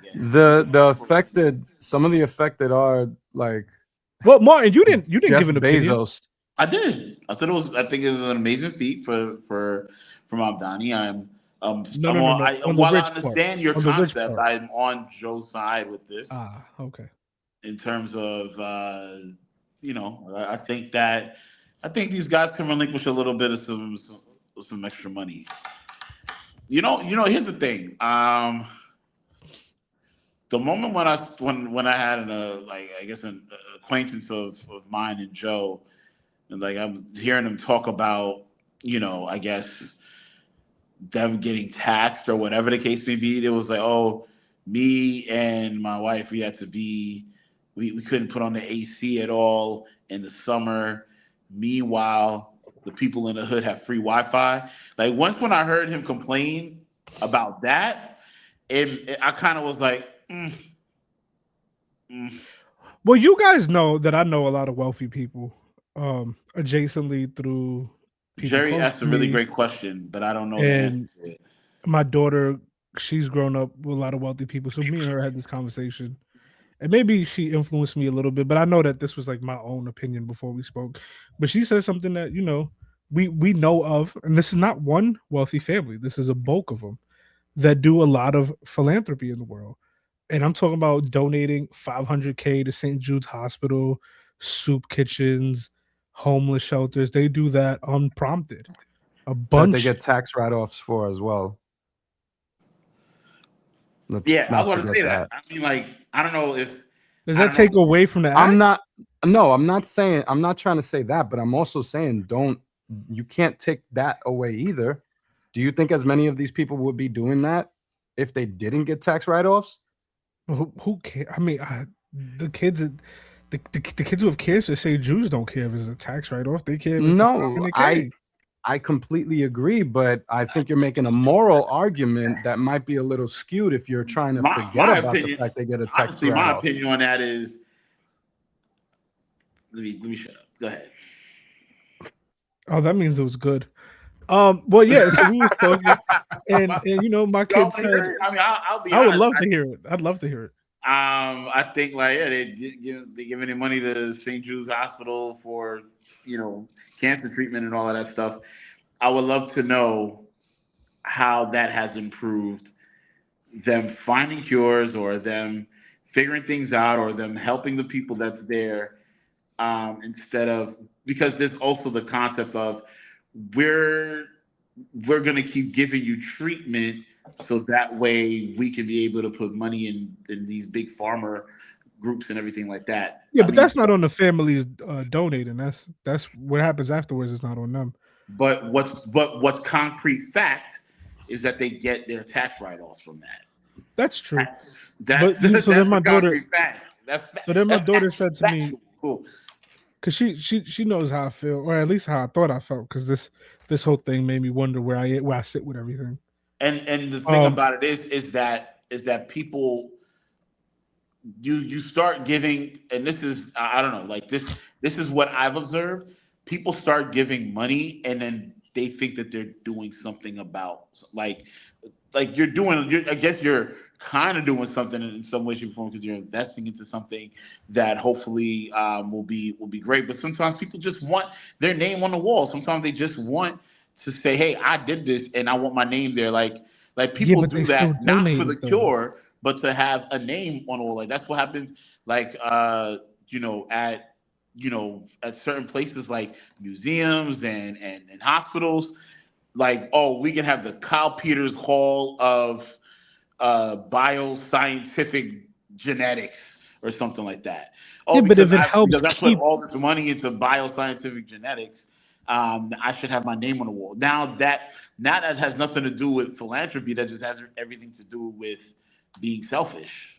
But if it helps keep the arts alive, education alive, medicine alive, then I mean science alive. Then the Well, intention, I guess, matters minimally. But if it is helping to further But then, the and then we advancement, can also say the same thing. Sorry to cut you. nah, Also, it's the same thing we could say for what Mom Donnie's doing to tax the rich, so we can alleviate the stuff that working middle class and like that they can be able to take care of themselves by being able to do this. So like there should be another level of philanthropy that the difference is you just can't escape it now. You've been trying to escape it for a minute, but now here you are. Now you can be able to give back. This should make you feel just as good as you giving your money to St. Jude's Hospital or all these other people that you give your money to. respectfully, put I it that way. disagree. But I think We could. I think, and I will be the first to admit to say that my vision of it is skewed because I hear what rich people do, and I also work for nonprofit. I also work in nonprofit. I know that this stuff is it's just to be able to get that money back, and it's just another way to get money back in people's pockets. Do they care? I highly doubt it because they don't even know the names of the people that they're serving. So at the end of the day, like maybe my vision about it is skewed. Like you have this extra, like you have an extra home, bro. Like that enough to me is you got an extra home. There are people out living in the streets, and then they would have the mitigated gall to say to them, "Oh, pull yourself up by your bootstraps. You could be where we at." But why do I gotta give you? Not the billionaires. Why do I gotta give you? Got the two homes. Why do I gotta give you $1 million because there's homeless people on the street? That you can do whatever you want with your money. Just know that there's homeless people out on the streets, and you got a second home. Just simply think about the craziness of that, the audacity to be able to say, "Oh yeah, because I got all this extra money. Let me buy another home that I don't even live in." Also, plenty of people that literally on the streets striving. There's people who are literally in the shelters striving. I'm trying to get them a job working in maintenance right now, working in the shelter right now to make 0.5% of what these people be making, and then that money's going into their pockets. Also, the bigger buckles won't say it. You're not gonna sit here and tell me that you'll be all right. You'll be all right, bro. Like, give it up, bro. You'll be all right. More than all right, because here's the thing. What people are not realizing is, all right, so the wealth inequality has grown over the years, and it's only kept growing. This is worldwide. Wealth inequality has that gap has widened exponentially over like the last, 20, 30 years. Okay. So that's something to consider in all of this as well. And then also the fact that you're talking about people who don't want to get a hotel.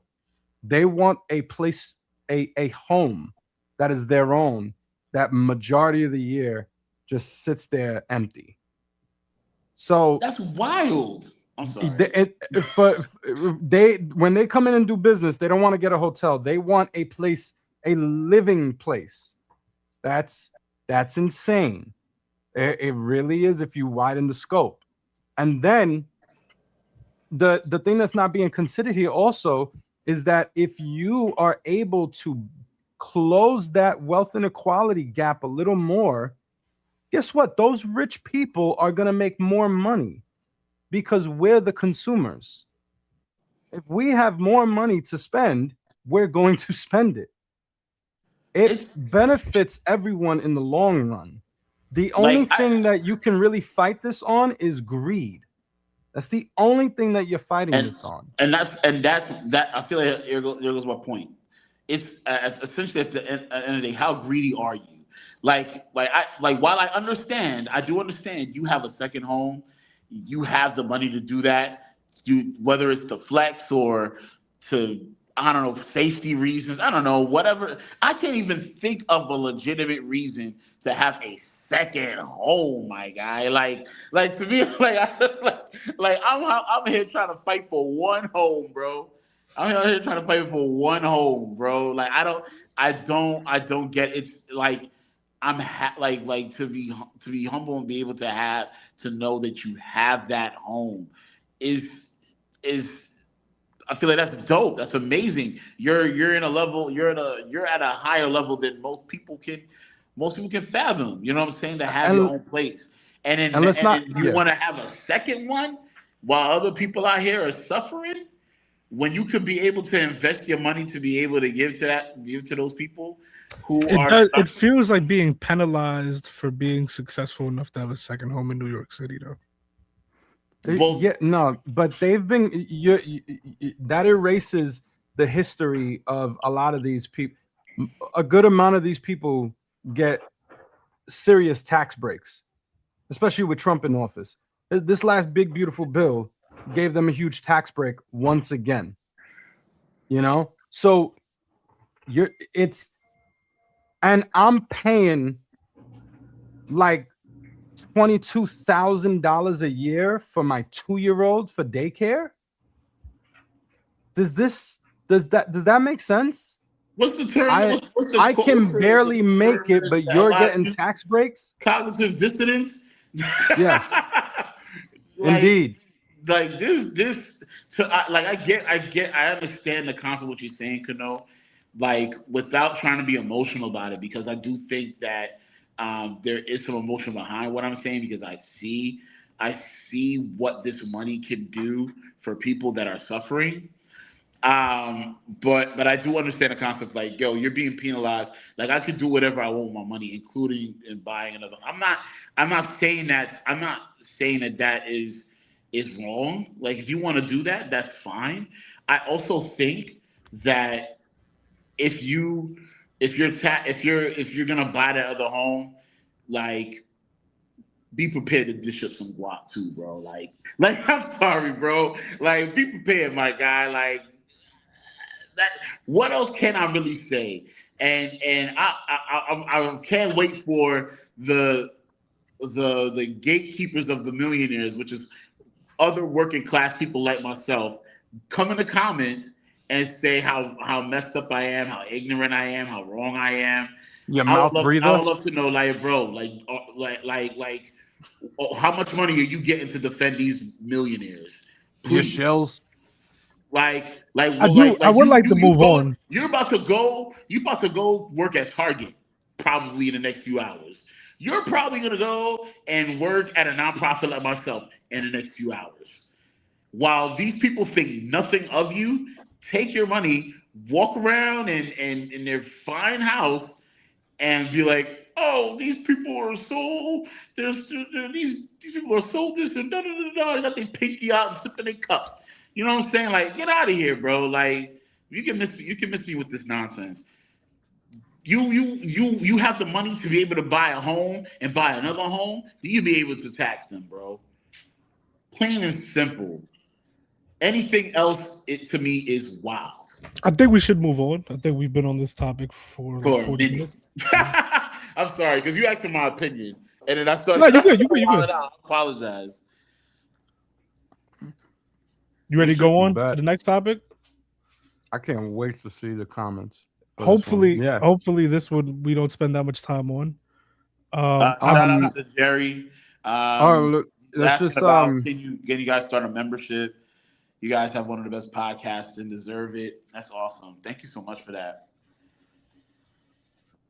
Yeah, you're the best. We don't have membership right now, right? Nah, some behind the scenes stuff have to happen first. Yeah. I want to share. We're working on it. Let's try not to spend too much time on this. I doubt we're gonna disagree on too many things here. We never spoke about it because we were on our little hiatus while this was happening. But I think we're all familiar with the story of singer David arrested for the murder. I don't know what the live is. 14-year-old Celeste Rivas. I didn't know it was 14, but continue. Okay. continues for platinum-selling singer David, now in police custody, arrested yesterday by the LAPD in connection with a gruesome murder of a 14-year-old girl who went missing in 2024. David's music label, Interscope Records, is already distancing themselves from the controversy. KTLA's Lindsay Pena is live in the Hollywood Hills, where the singer was arrested. Lindsay. Yeah, Cher, Micah, the house where David was staying right before his arrest, relatively quiet today, and we're still not sure who might be inside. What we do know is that David is in custody, being held without bail until at least Monday. Singer David's arrest late Thursday afternoon captured by TMZ, the 21-year-old taken into custody at a home in the Hollywood Hills. The California Post also releasing this footage showing officers in tactical gear. I just want to say, I don't know if they're going to touch on it, but this is like one of the craziest stories that I've ever seen in my life. Handcuffing David before putting him inside a patrol vehicle. The musician, whose full name is David Burke, has been on LAPD's radar as a suspect for months in the death of 14-year-old Celeste Rivas, whose decomposing body was found in the trunk of David's Tesla last September. Although an investigative grand jury was convened in the case, late in the year, it never returned an indictment. At this point, it's unclear what finally prompted his arrest on suspicion of murder.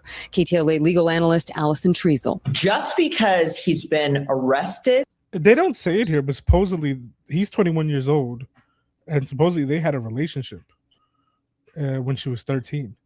Yeah, I was about to say like that when they said his age, I was like, "Are you serious?" Yeah. And he has a song, I don't know if they'll talk about it here, called "Romantic Homicide," where he talks about, I think it's like killing his lover and putting him in a car or something like that. So also it's kind of like detailing, kind of like matching the events in reality. Like he wrote that song maybe plotting, or wrote that song and after he did the deed. Yeah. On suspicion of murder does not mean that on Monday he will be charged with murder. It means that he will either be brought to court and the district attorney will file charges at that point, or he will be released. Rivas went missing from her Lake Elsinore home back in 2024. She allegedly met David on social media and, according to law enforcement sources, was in a romantic relationship with him. Treasel says what is clear is that investigators have spent months building their case, and Monday may be when we find out more about what evidence they have against David. Including what type of forensic, digital, witness, information, all of that. Yeah, this is going to be crazy. This is going to be low key. This is going to be one of the wildest court cases to ever happen in music history, in my opinion. I think when the story broke, it was one of those stories where very rarely, if it's not Trump, very rarely the whole world is on. And this felt like it grabbed everyone's attention for at least a day or two. Because it was a 14-year-old girl found in this man's Tesla while he's on tour. And then he had to cancel his tour. It's not like he's a nobody. He signed to Interscope, and he's an adult in what's already a Sagittarius relationship with a 13, 14-year-old. And then that girl is now found dead in his Tesla while he's on tour. It was insane. Insane. Thoughts, ladies and gentlemen? I feel like the odds are stacked against this guy. Why do I just have this gut feeling that there's more to this story than meets the eye. Well, if they were in a relationship since 2021, maybe I'm not good at math. Does that mean he was in a relationship with a 12-year-old? I mean, like, what year did she die? If mathing or no mathing, homeboy was at least in a relationship with a 13-year-old. He was and he was like what 21 years old at that time, right? Does he claim to know her? She died on. There's pictures. They have pictures. They were dating. Her body was discovered one day after her 15th birthday in 2025. Dear God. So in 2021, and it was what the is back she, of his 11? Tesla. She's 11. She's 11, 12 And the years thing, old, and the bro. thing about it is, it's not like they found her dead. They found her decomposing. So, like, decomposing means that like It's been a few days. You're driving that car. You're smelling something bad. He claims to not have known how she got there. Has he said anything? That's why there's more to it than meets the eye, bro. I feel like there's a gut feeling. What if it's not him? Maybe it's one of his boys that did the deed. He paid them to do it. You dating a 12-year-old. Right. I mean that in of itself is a horrible situation. I'm thinking you're talking about the actual act of muck duck. Yeah, his defense attorneys are saying he's innocent. How do you explain a decomposing body in your trunk, though? You know what? You know what job I never would want? A lawyer's job. I would never want a job for a lawyer, bro. Like, you got to go to court and be like, and ladies and gentlemen of the jury, this man is simply, I mean, come on. Do you think who of us haven't had a decomposing body in our trunk lately? You know, you get what I'm saying, right? To Martin's point, though, better call Saul. Yeah. To Martin's point of there's more meat in the eye. You think like publicly we've already convicted him? Like, isn't that what the justice system is for? Right. Yeah. I think he's already been vilified. He's already. With me, like as impartial as I want to be, I so believe he did it or has a huge part to play. Yeah, I feel like a huge part to play in it. I feel like as much as I want to be impartial, but boy, this joint look crazy. I feel like if me and y'all was hanging out, right, and y'all was like, "Yo, what's that smell?" And then we pop my trunk, and there's like a spoiled Swiss cheese in my trunk, right? I can't be like, I don't even know how that got there. That's my trunk, and that we talking about Swiss cheese.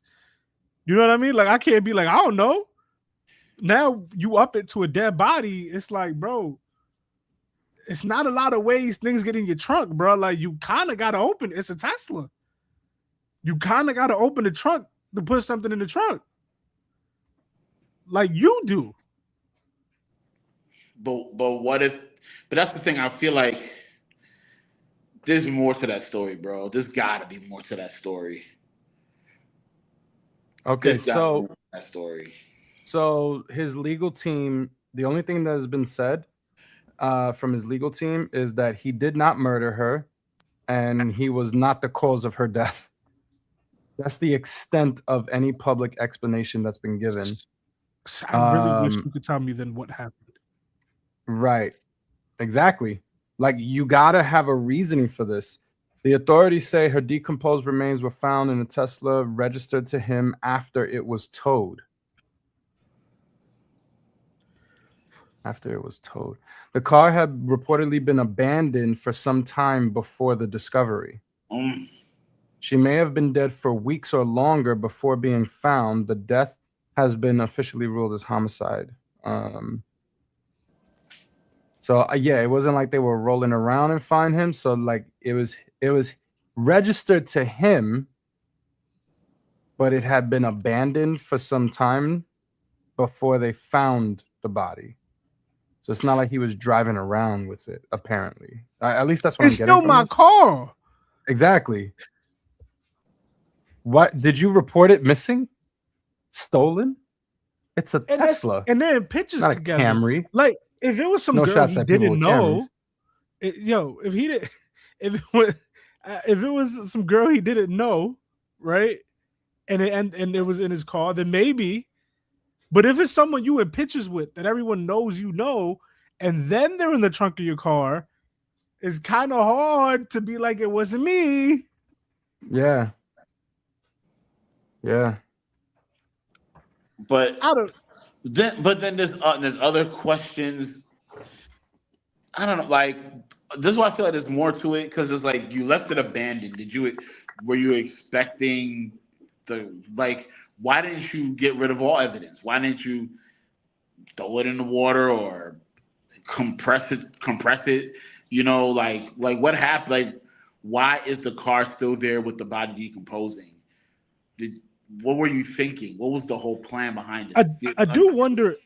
I wonder if he thought that you can't smell bodies outside of cars. Like, I wonder if he thought that it would hold the smell. But Teslas are really good with this. They're very insulated. Teslas. We got this. Got the right car for this. Which Tesla was it? Was it a Cybertruck? Those joints look air sealed. Those things look like this is a whole 14-year-old. Those things look like they're like they're like escape rooms or something. You got to figure out how to get in and out. Yo, anytime I see a Cybertruck, I feel intimidated, bro. I feel like I'm gonna get run over every time. I might be out of the way of a Tesla Cybertruck, but it turns the corner and I'm moving to the other side of the road. Like, I just have to go away. I'll be real. I do think he did it. I think Teslas have dash cams, so I think that might be some evidence, because that would be the cherry on the top of whatever this is that his, him or whoever that'll be the smoking gun. If there is recording, yeah. So, as far as the relationship, yo, shout out to you, Brooklyn Knight, 1987. Thank you for coming through. Yeah, exactly. Who abandons a Tesla? Exactly. That's what I'm saying, bro. This isn't a Camry. Again, shout out to people who have Camrys. I'm not no shots. I'm just saying it's a Tesla. I have a CRV now, so I don't care what you say. I mean, it wasn't for you. There's a whole audience that's listening to us that might have Camrys. You're right. My bad. You never cared about my feelings. I don't know. You seems like you took that personally anyway. My past self is offended. The artist formerly known as Kano with a Camry is offended. I do think I really strongly feel that he did do it. There's more to the story, and it's probably, listen, I've watched, all kinds of detective shows with my mom these past couple of months, and I've watched and played video games like Phoenix Wright Detective Chronicles, or whatever it's called. So you're in your bag right now. So yeah. One thing I know is like, yo, well, a Magnum Martin pause. Whoa! Wow! Wow!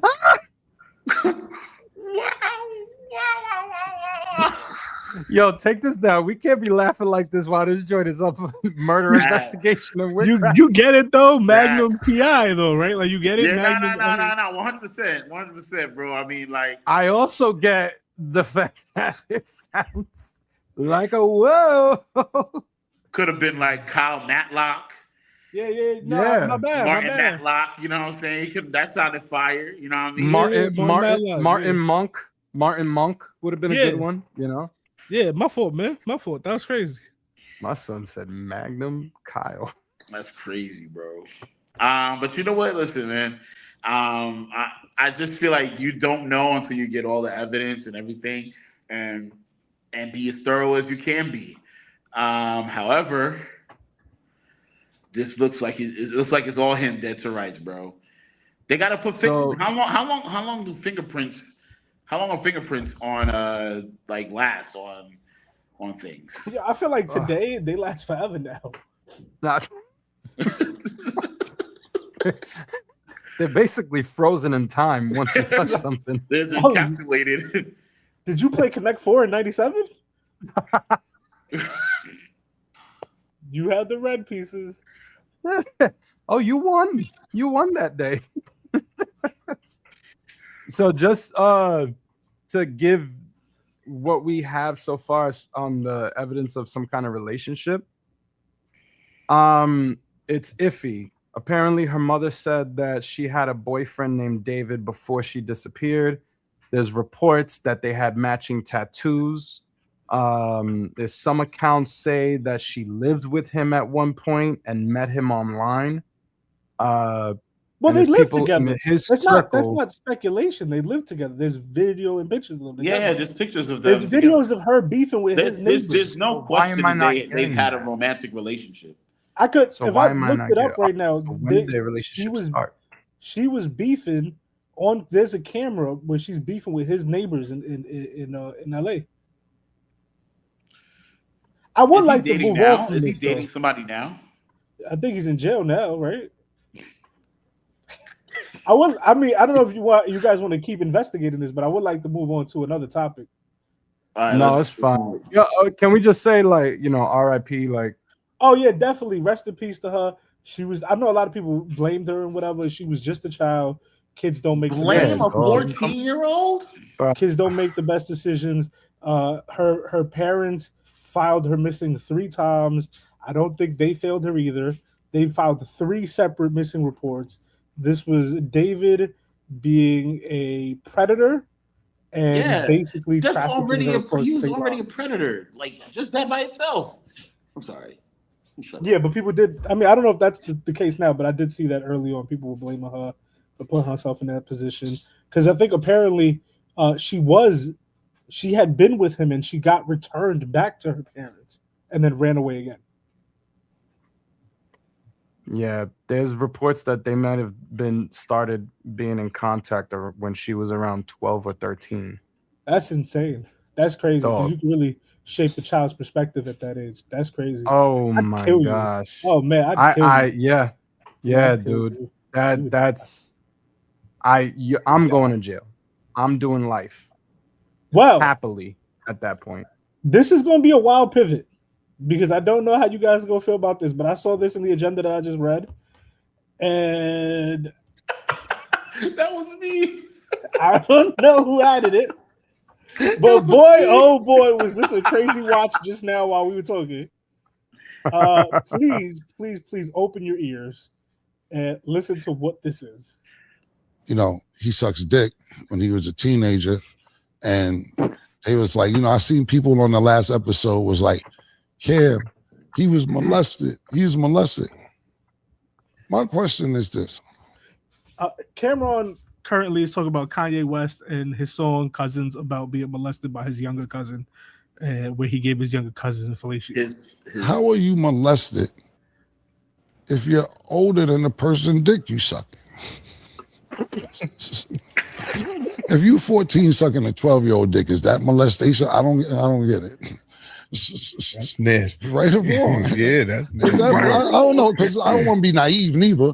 Is it still molested? Is he still being molested if you're older than the victim? That just sounds crazy. Anyway, I'm just saying, because people like, oh, it's molestation. I don't understand it's molestation if you're older than the you're right. Than the person getting their dick sucked. Pause. No, that just sounds crazy right there. It don't make sense. You got more knowledge than the younger nigga. I'm just saying, Cammy. I don't know. Maybe I'm naive to how that works. I think so. But there's more. I just never heard of reverse age molestation. So I mentioned it, and he was like, I seen him give a statement back. I seen him give a statement back. Yeah, Kim, I don't give a fuck, nigga. You ain't gonna bully me. And I ain't gonna be bullied. I ain't one of them niggas. Fuck Dipset, fuck this. I ain't your punching bag. You ain't gonna bully me. And I'm like, you said you suck dick. Now I'm the bull. I don't get that. I hate that. I hate that. Somebody comes out and says something. Gentlemen, keep it down. Hold on. I say something about what they said, and now I'm the bully. You know what I'm saying? Yeah. A nigga, not him, right? A nigga be a rat, a go tell. and then you be like, yo, this nigga ratting. And be like, yo, I'm gonna fuck you up going around saying it. You said it. We know. You started the ratness. Now you mad at me. But guys. I muted me and Kyle because I knew that neither of us were gonna stop laughing. Yo, my man said reverse age molestation. That's crazy, bro. You couldn't have found a different way to say this, a more professional way to say this. Cameron, This is why. This is, you know what? This is why we need to go to, bro.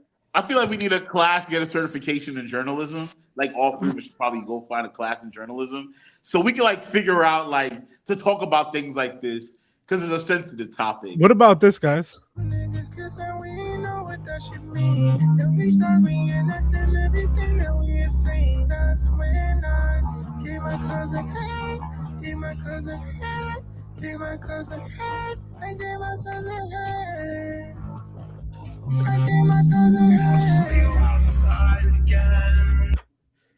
You know, just proving Cameron's point. Yeah. This was a while ago, right? Yeah, this song was posted. I want to say 2024.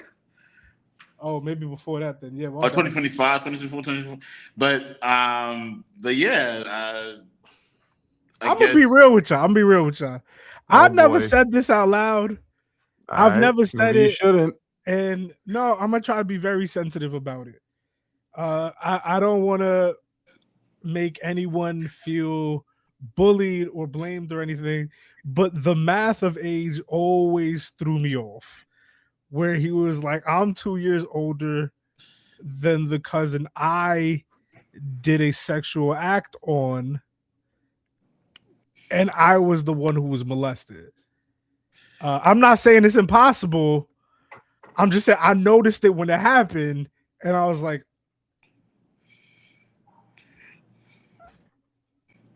I don't know enough.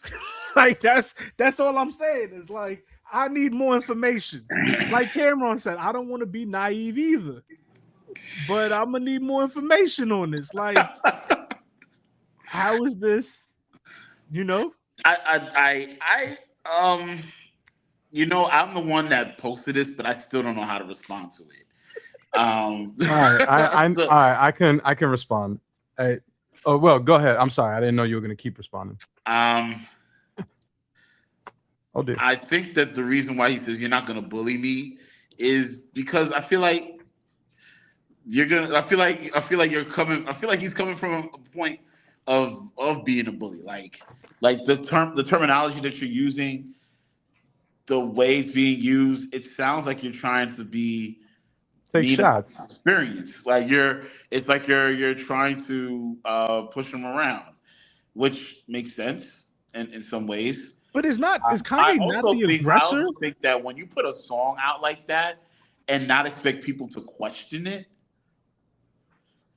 I feel like you're as an artist that Kanye is, and you put out a song like this, and you don't think that art is art. People are gonna question this art and try to figure it out and dissect it. Hip hop heads are gonna try to dissect some of these lyrics. You said something that's kind of wild, crazy.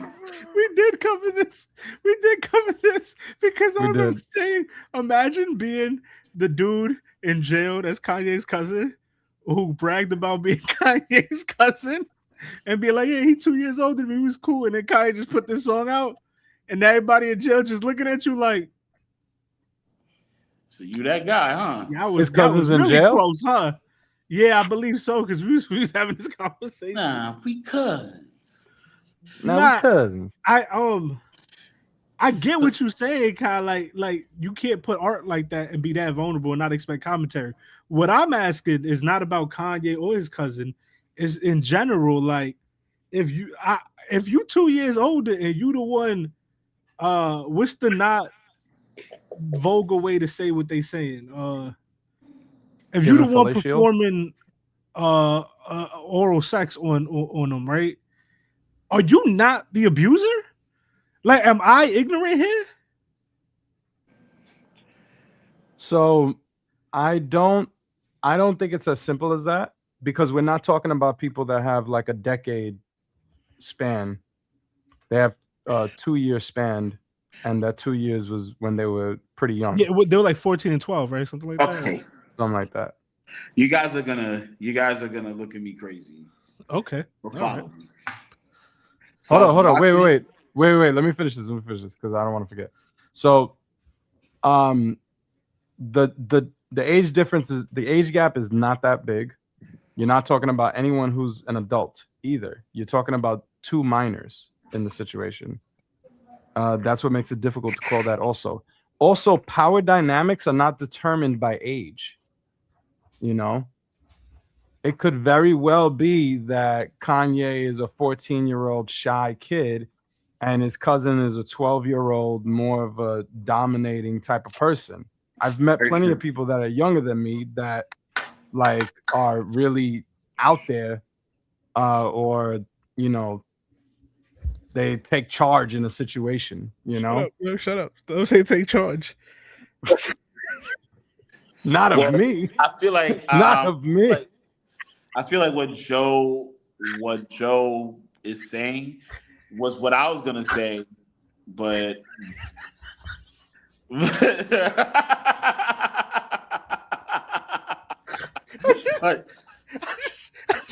just think of my cousin Joe has is 2 years younger, but Joe, get over here now. but shut up. He's so in charge of me. But I'm older than you. You're not supposed to order me around like that. Oh my gosh. I never just said like in Aaliyah relation to said, me. Age ain't nothing but a number.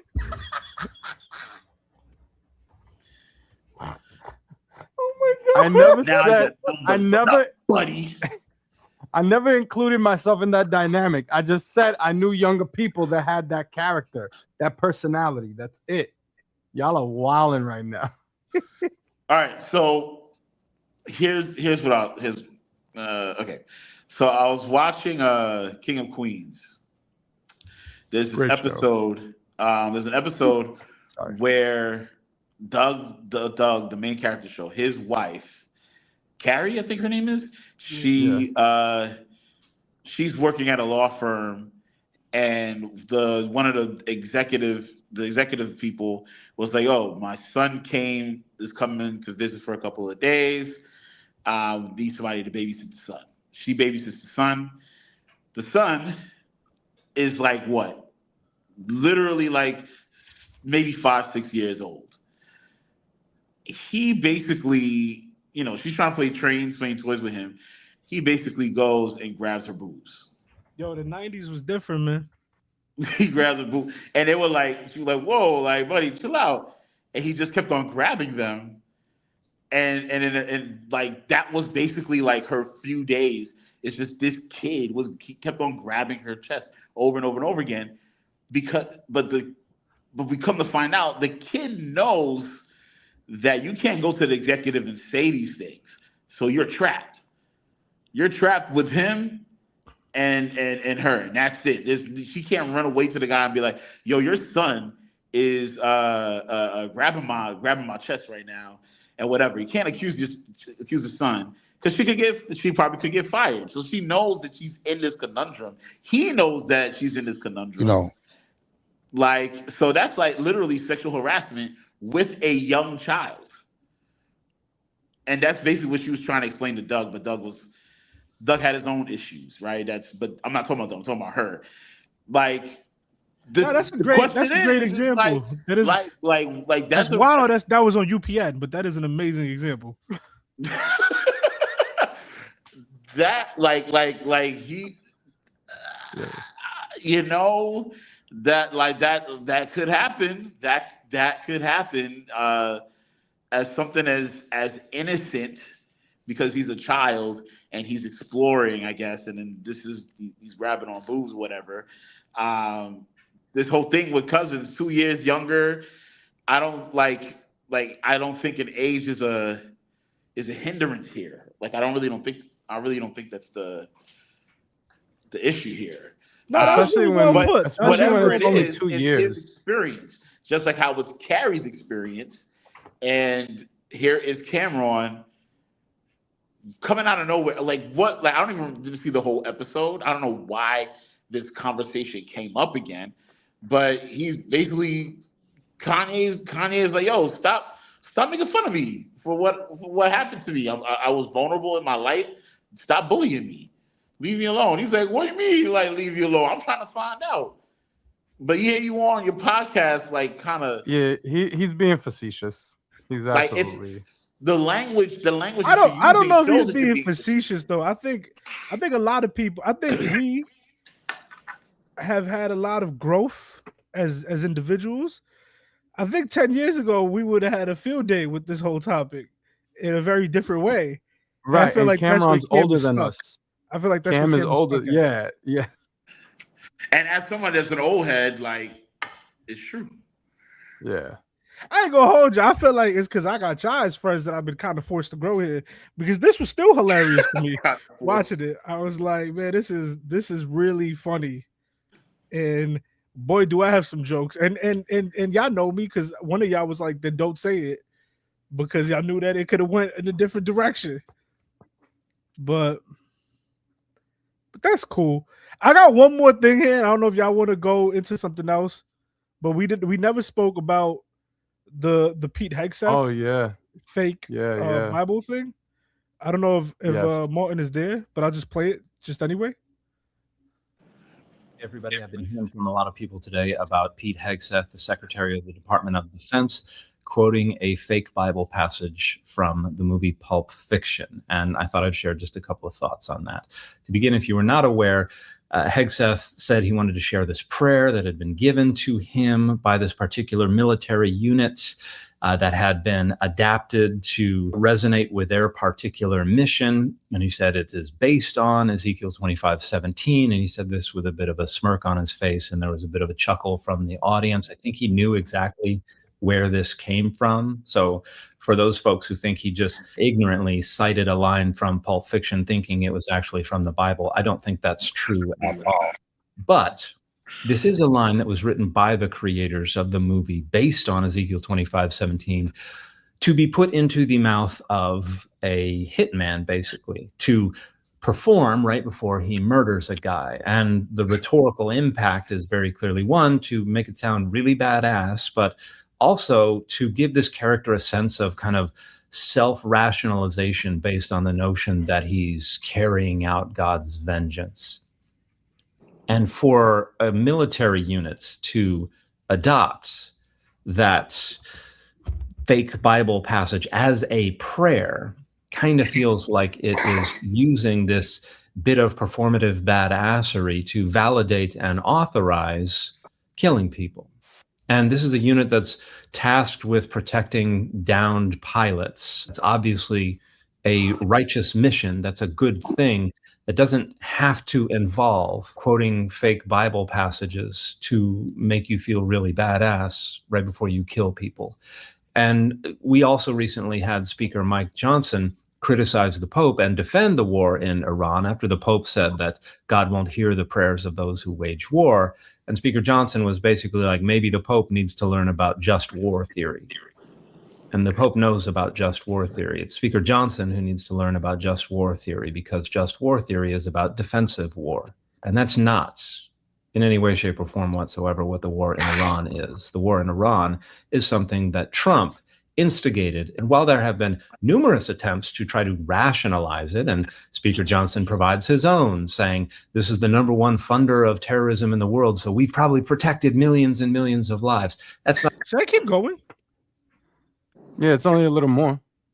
Not a rationalization that fits just war theory. That's just a pathetic attempt to rationalize away the waging of offensive and aggressive war in the name of billionaires who are serial sexual predators and can barely read and lie about literally everything. And if Speaker Johnson had the capacity for shame, he should be ashamed of himself. And the fit for this video has been Adonai and his.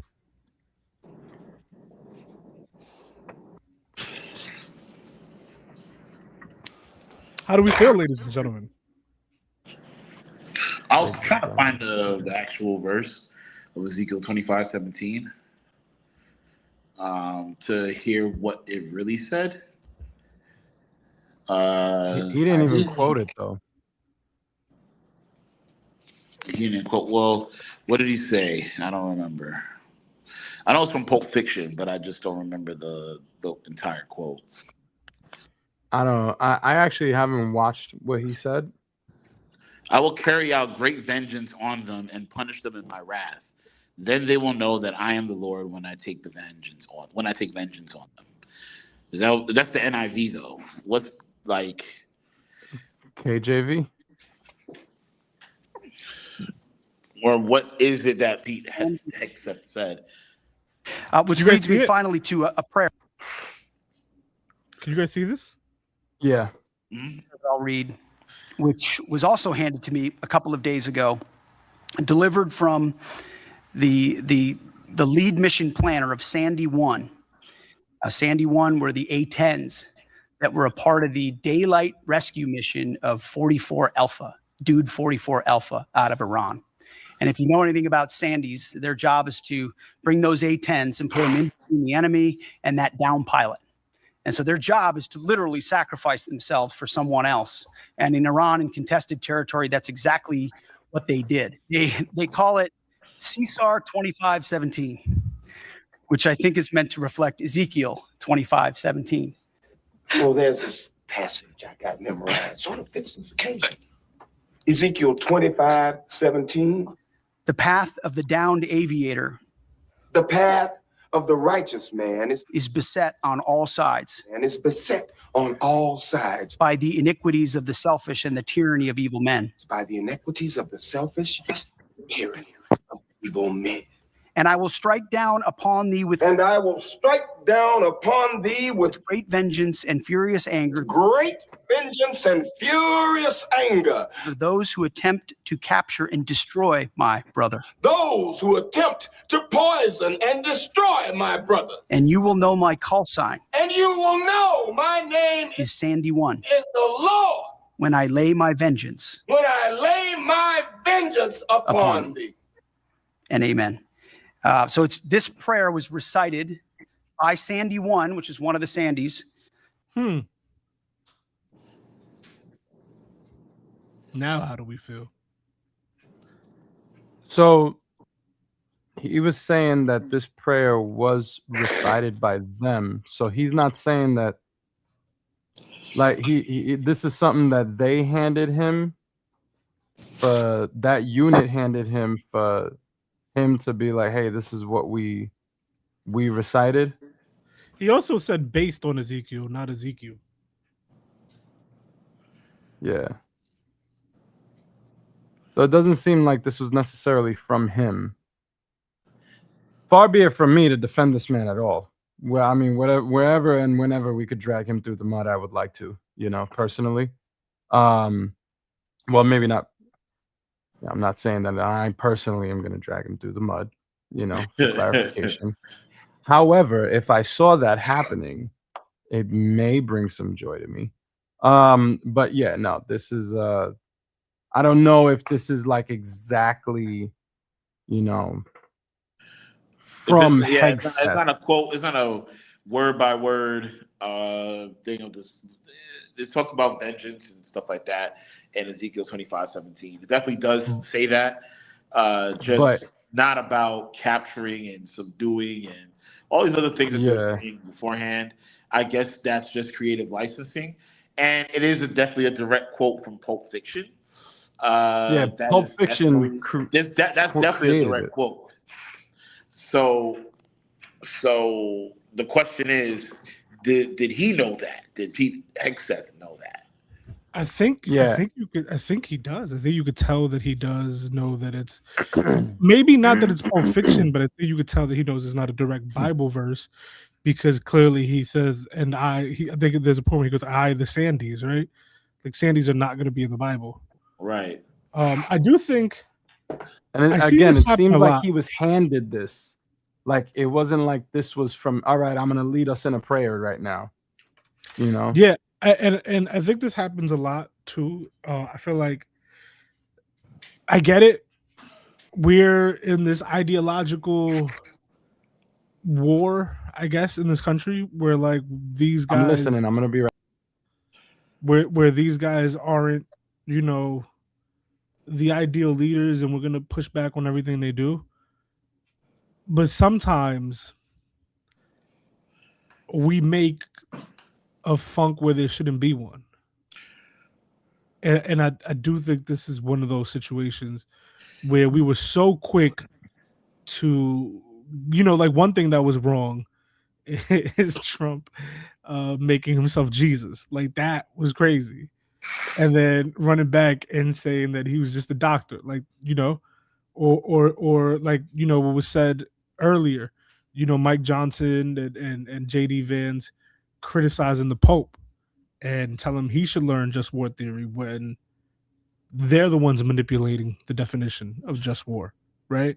Well, And I think those are like real things.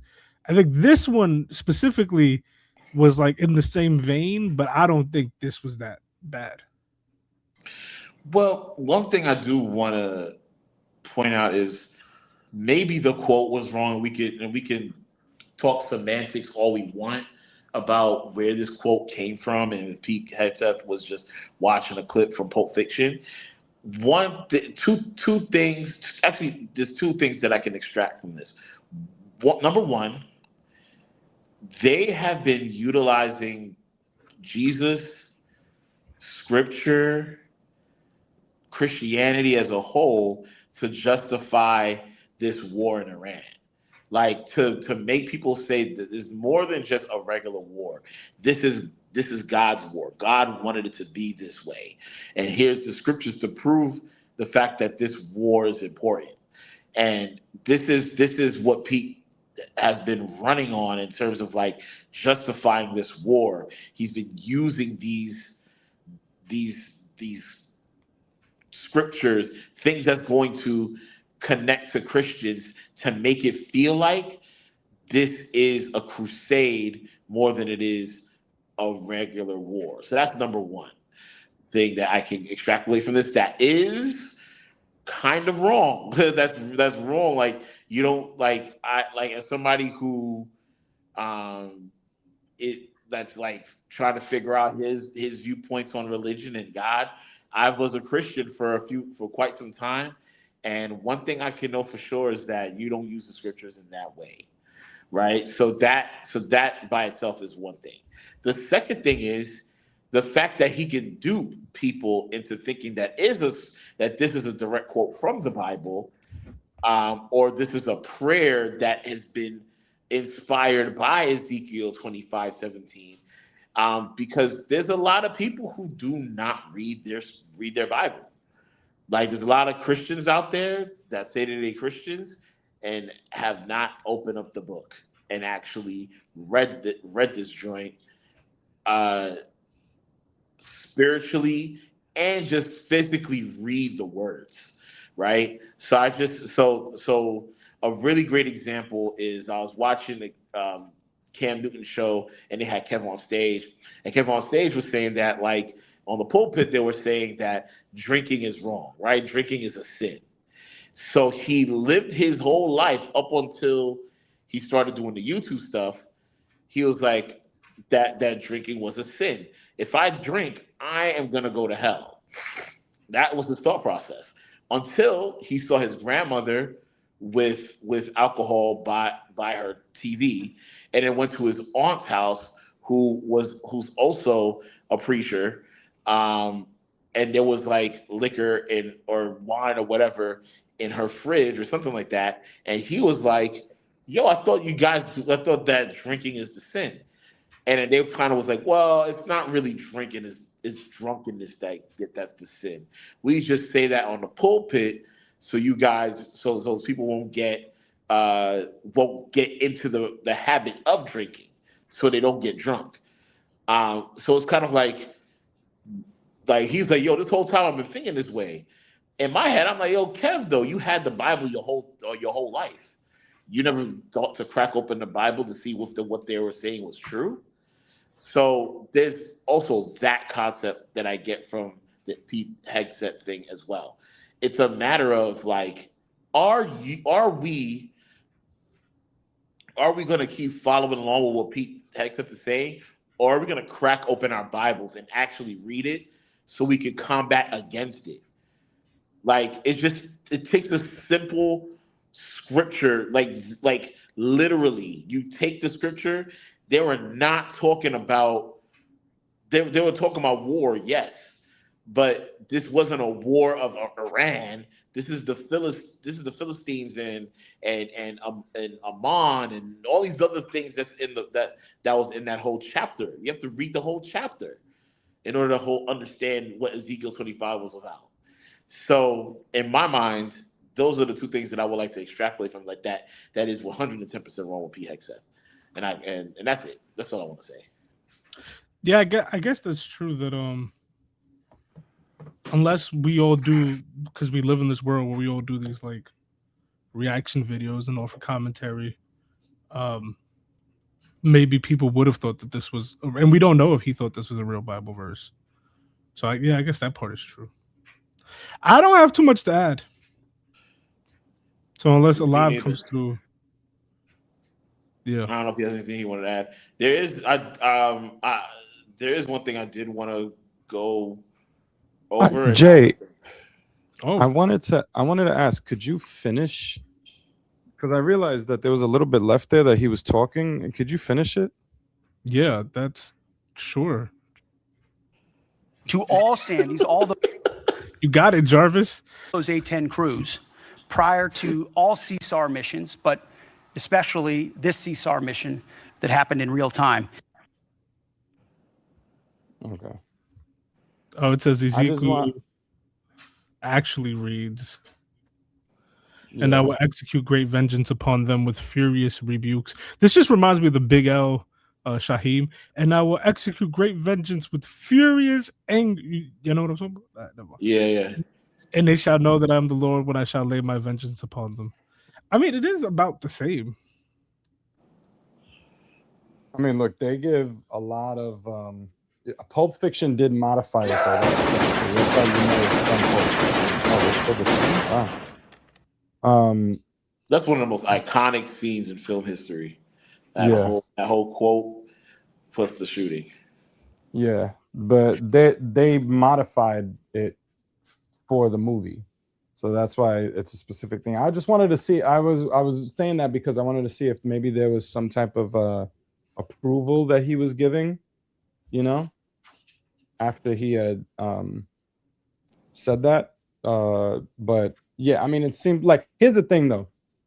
Martin brought up something that was right. This does not absolve Pete Hegseth, because Pete Hegseth has been doing this. This is his thing, to use religion to approve to our army and our, military force that they're in line with God Almighty. He's been doing this, even bringing certain preachers and stuff, which is not supposed to be done, to speak to them that are aligned with this type of viewing. So everything that they're getting is very skewed, and the motivation is supposed to be divine. Right. So it's just this particular situation seems to be from that whatever branch of the military. It seems to be specifically from them, like, hey, this is a prayer we use, could you read it? Right. And then he reads it. Right, the Sandys. Now, here's the thing, though.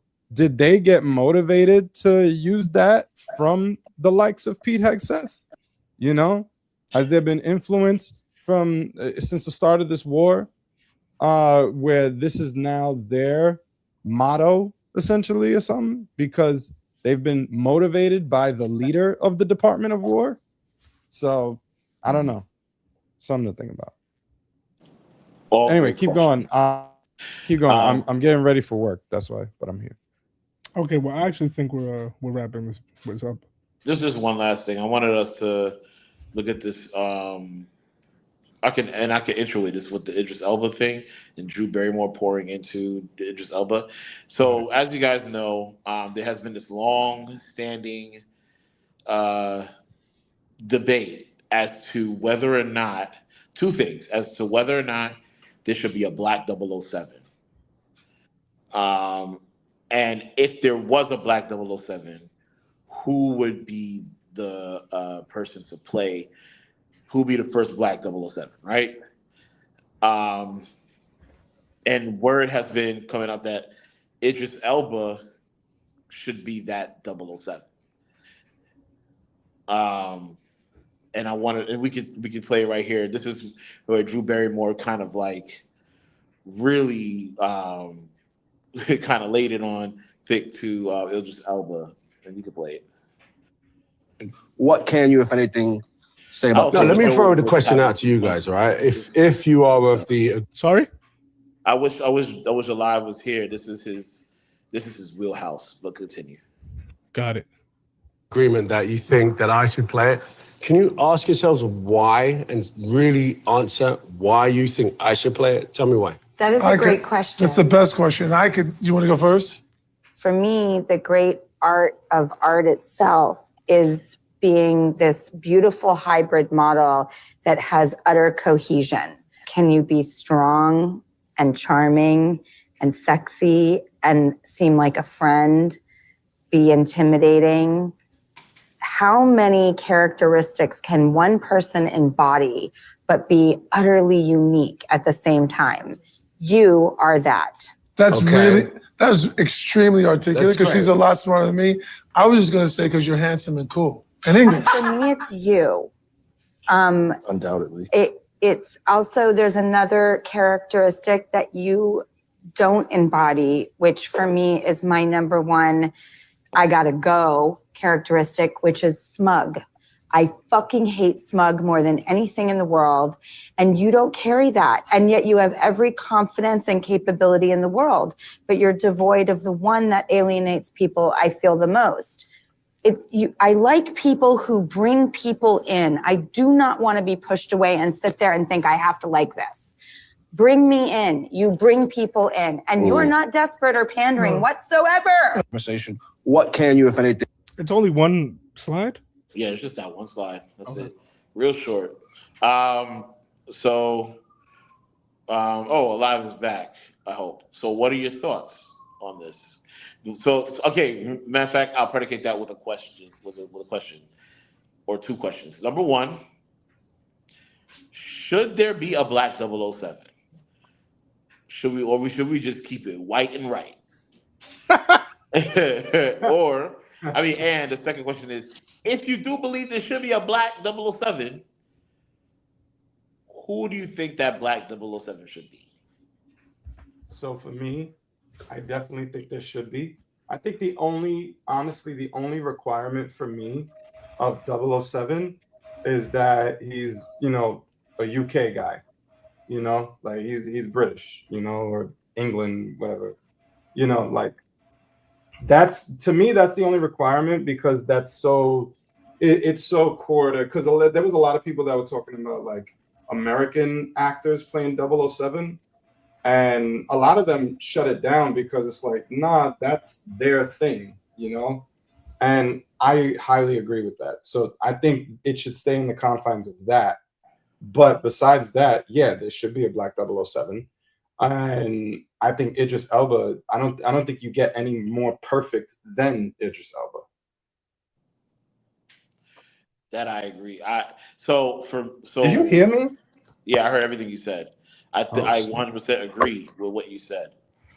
The only thing is that I did research on the 007 series a little bit, like maybe a few years back when this conversation was brought up, because they were actually going to, and I don't know if you saw, I don't know if it was Skyfall or which one was was the Casino Royale. I think it was Casino Royale is the last 007 movie to come out.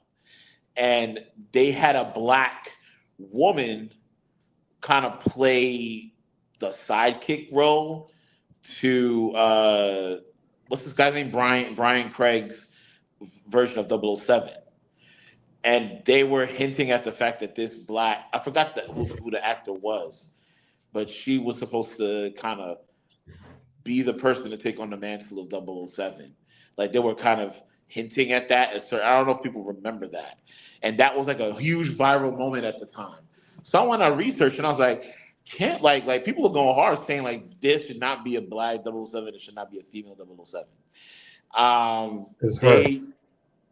Yeah, The movie was No Time to Die in 2021, and it was her, Lashana Lynch.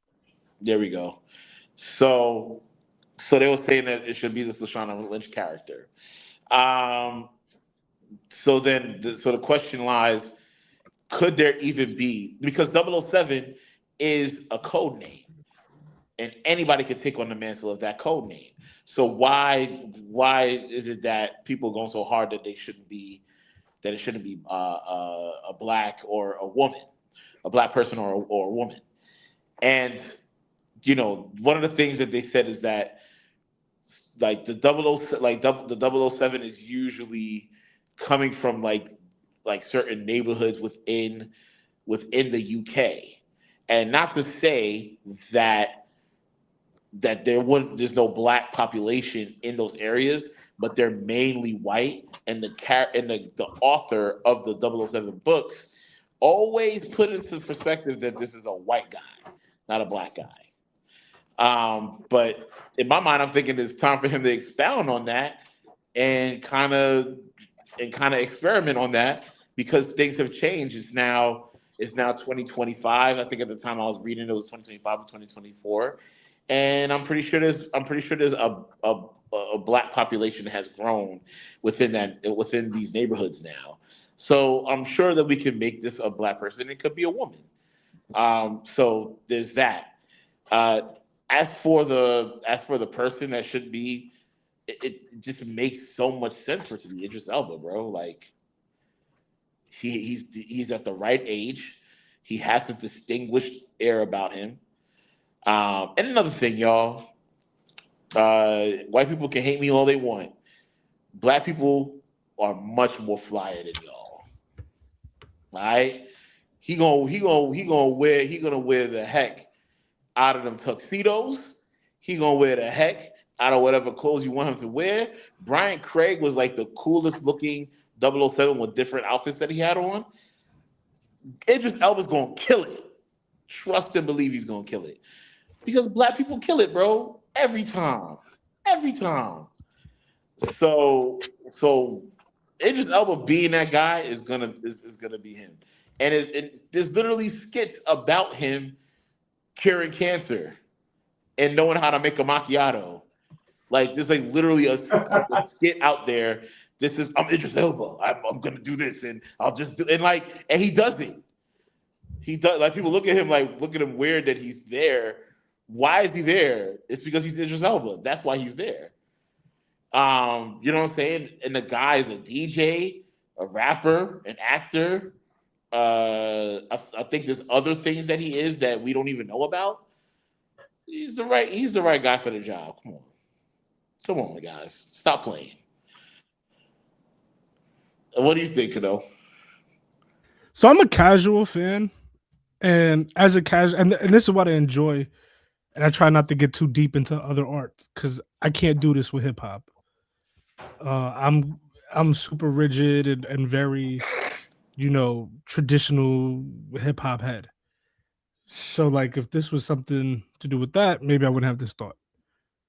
But I want you to know that I do not care about whether he's British, 007. I guess, I get it because it's in England, like it's in UK. But if you could get, if I don't know who's not a British actor. Anyone. I can't think of one now, but they're all not British. If you could get Michael B. Jordan to start doing a British accent, I wouldn't care. Like if it worked, I wouldn't care. If they're black, if they're white, if they're Asian, I don't care. If they're a man or a woman, I don't care. If it works and it fits in the story and I like the story and it's believable when you put it all together, thank you. That's all I want. That's all I want. That's true. It's true. Okay. So okay, I get what you're saying. So you like, as far as the actor is concerned, like there should be you're saying it could be a black actor, so long as that black actor is a fire actor, basically, like Correct. a Michael B. Jordan. It could be I got whatever. you. The only reason why I disagree is because it's British intelligence. So they naturally have they gotta be natural with the British. And you know what? Then you can also fight against, like, I mean, there was Damson Idris who played a really great what's his name? Franklin Saint in Snowfall in Cali. That's true. He That's did it. He true. so what make why can't Americans play British roles, right? I do think that role. I do think that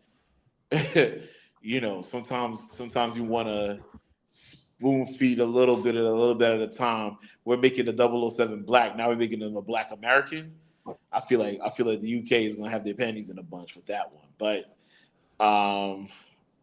I do agree with the fact that a Michael B. Jordan can definitely usurp a British accent and play a British role for sure. But if you have somebody that's Idris Elba, there's no need. I feel like Idris Elba's the perfect person for the job, bro. Art of Free says Idris will get even more reach to the fandom with 007.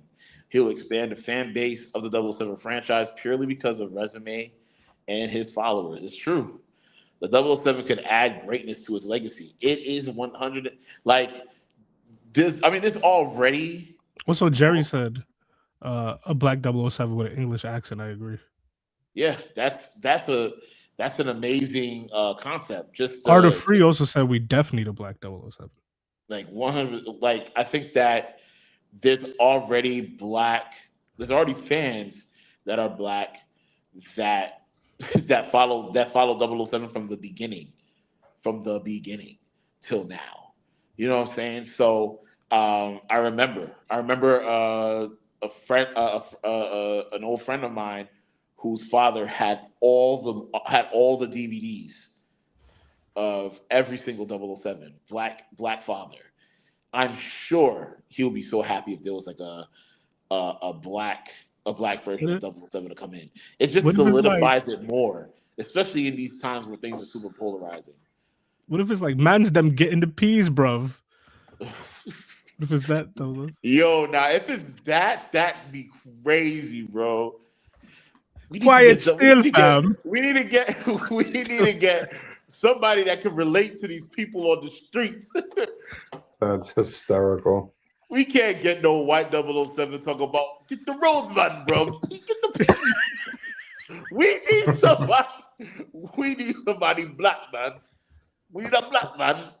Let's Roads, man, tough, eh?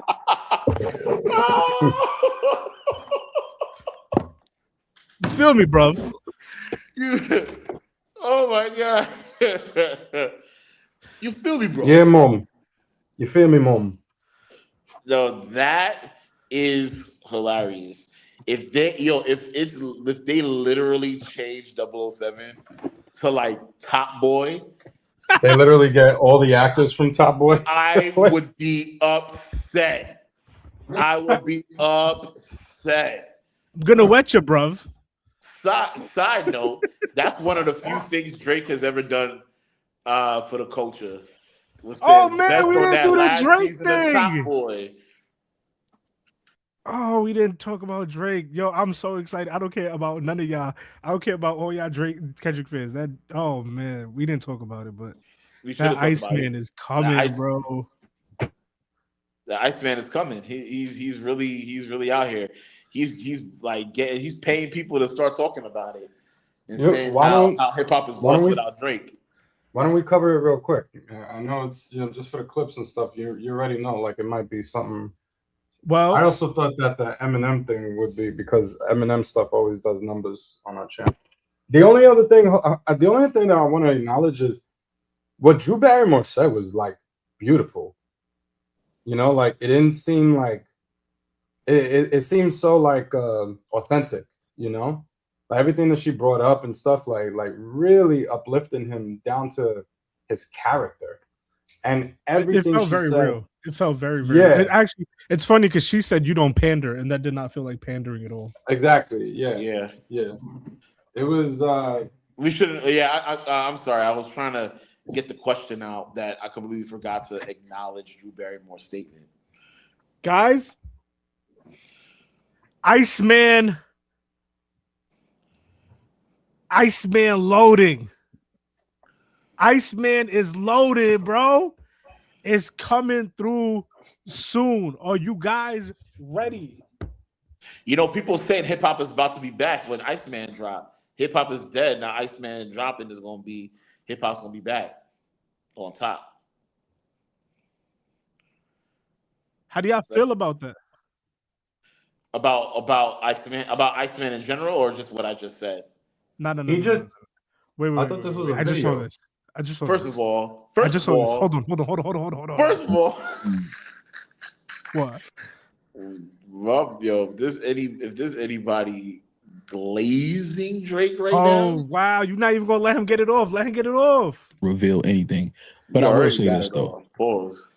This will be undeniably. I don't even want to say too much, man, but it's just y'all don't even know what's about to happen with this album. Let me just say that. Y'all don't even know what Drake is preparing to do. Like the things he's preparing to do and the music he's created, the way he's getting ready to entertain the culture, it's on a whole different level. Like, what's your favorite Drake album? I don't know. I thought it was Take Care. Iceman about to entertain the world on a whole nother level. Iceman, yo, let me. Oh man, let me explain something to y'all peons out here. Man, that's like Trump level glaze. Shut up, all of you, everyone here, everybody in the chat, everybody who's gonna watch the video. Okay, My bad. listen, I love Kendrick Lamar. Kendrick Lamar absolutely won the battle, right? Absolutely won the battle. But for the last year, hip hop has suffered. We have no hits. We're not internationally out there. Nobody's really moving and shaking. The lights is almost off, baby. They saying the genre's dead, and the Iceman gonna come back to save. Put the lights back on, baby. Put the lights back on for real though. The Iceman about to make it cool again, so that we can all be all right. Man's right them on never time, right did. on time for the summer, I bet. The you to them go play Iceman. I don't got a good Tools, sponsor, fam? actually. Two There tools, we fam? go. I can't wait for the Iceman to drop, you know? Yeah.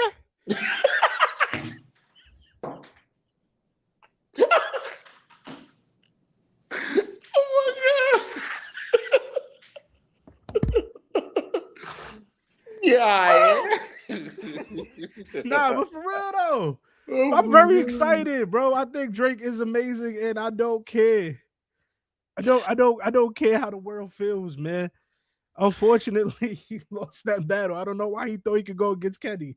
I don't understand what he thought was happening there, momentum wise. But man, we talk about.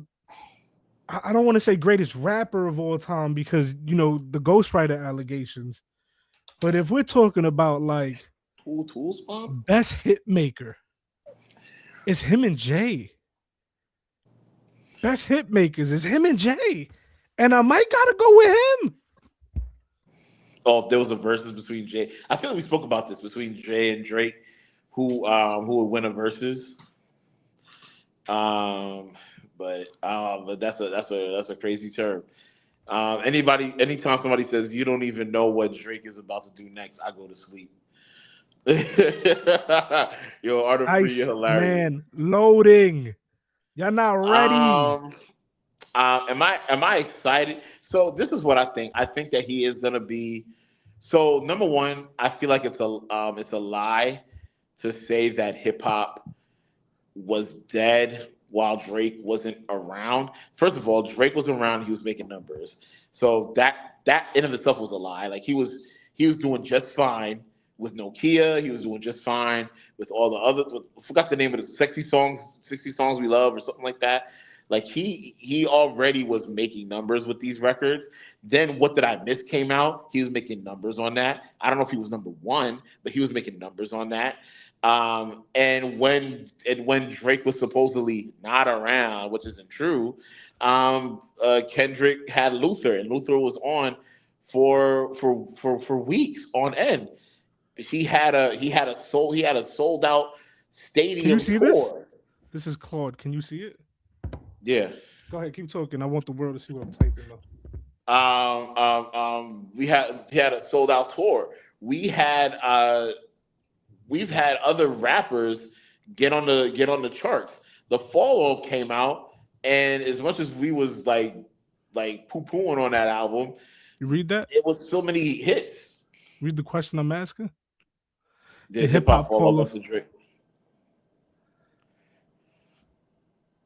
What?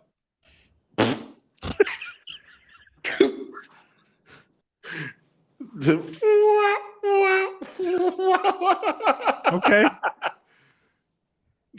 Go ahead. I keep talking. I think I failed. Okay, I'm just saying. All right, I thought Claude was gonna say something. I thought Claude was gonna say something too. Yeah, can you hear me? Yeah. I can't hear Kyle. Mic Kyle, check. Mic check. I can hear Kyle. That's on you. Mic check. Hoopy. What is happening here?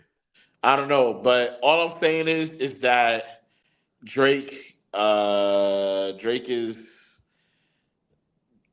I feel like Drake, like Iceman's gonna come out and is gonna do the same numbers. I don't think Iceman, from what I've heard so far from this, What Did I Miss, and the joint that he did featuring Central C, if it's gonna be anything like that, I don't think there's gonna be much of a change. It's just him making hits, and I think people are misconstruing about what we expected to happen with Drake.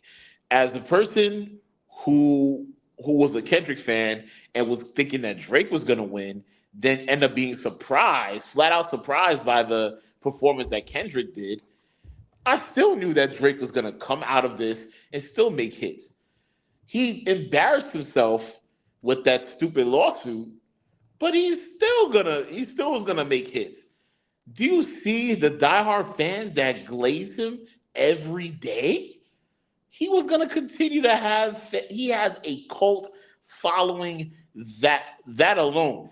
I don't like if I didn't buy an album, you ain't buy an album, Joe ain't buy an album,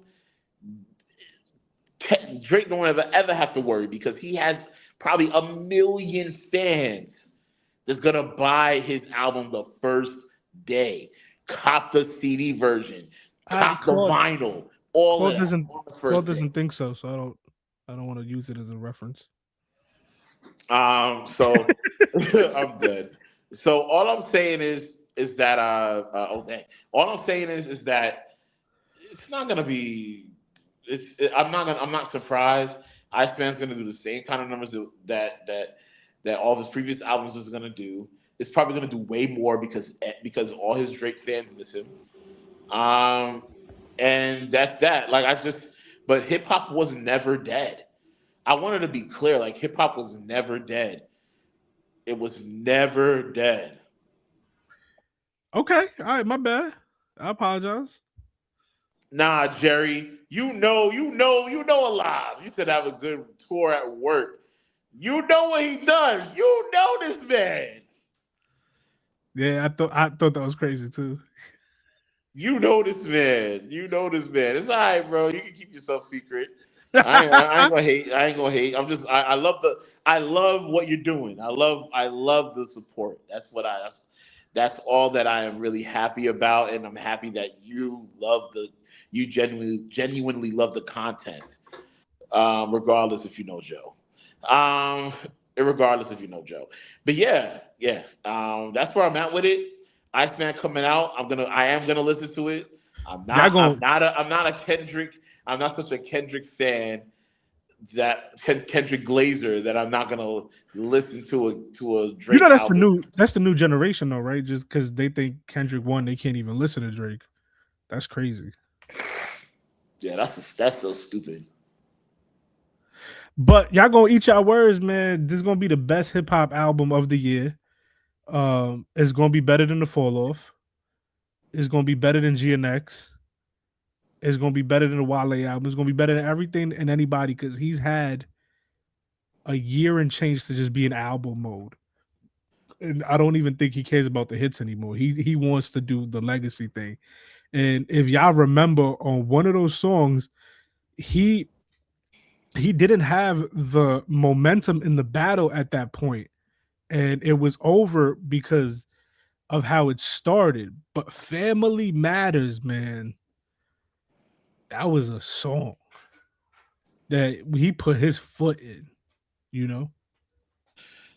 I do think that was the best record that Drake had, and that was probably one of the best records in the battle. He just wasn't prepared to go all out. He just didn't have the strategy that, Or he Kendrick wasn't did. expecting. He wasn't. I don't think he was expecting Meet the Grams. One man was more prepared than the other. There was a methodical breakdown. It was a methodical Shakespeare breakdown. Yeah, Jerry, but how you know he does tours at work? Word. That's the question. You said tours. He could have been a journalist. He could have been just going about his day going to late night in the office. But you said tours. That's the concerning part. One of the comments you said Joey. We don't ever call him Joey. When he said Joey, I already have my suspicions on who it might be, actually. Oh well, I don't know. Honestly, I thought it was your dad. That was my suspicion.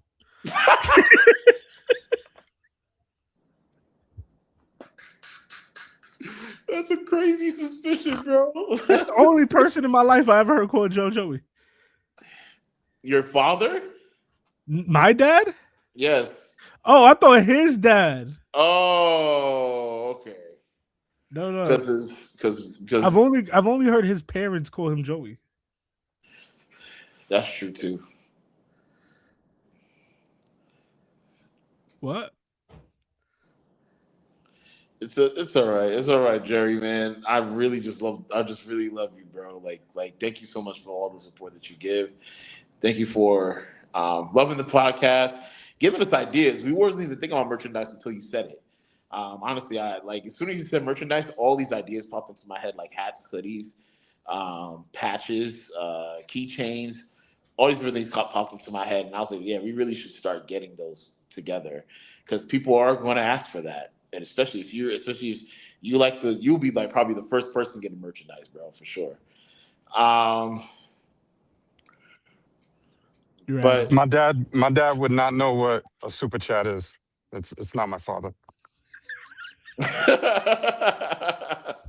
All right, Alive, what is your thoughts about Iceman dropping? No, look, I'm looking forward to it.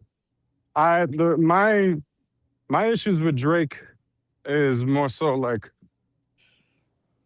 with his sorry. My issues with Drake is more so like culturally. I do feel like he is a pariah. I do feel like he takes and doesn't like it doesn't necessarily give back. Like, has he given back? Yeah. But I do feel like, he was exposed in a lot of ways, and his whole like dealings with younger women is sketchy to me. But what about the hit songs? What about Hotline Bling and no, so you can't take away certain things like delivery, cadence, all of those things are him, and he does an excellent job with that. He has an ear. I know there's things that he has written himself also. So he does, like, he has a musical talent. There's no denying that. And, let me ask you it's a from his question. family too. And it's from Martin too. The over-under of the ranking, I guess. The last Kendrick album was GNX. We probably not going to get one for a year or two. The last Cole album was The Fall Off. That's supposed to be the epitome of his career. Iceman, is it going to be better than GNX and Fall Off, or is it going to be worse? That's a wild still shot, Kyle. That is an insane still shot. Oh, snap. Oh, I got to screenshot that. I'm removing him. Did you get it? Because I'm removing. Yeah, I did. I guess his phone died. So it's up to you in your darkness to tell us what you think. Because I'm going to go Iceman above everything.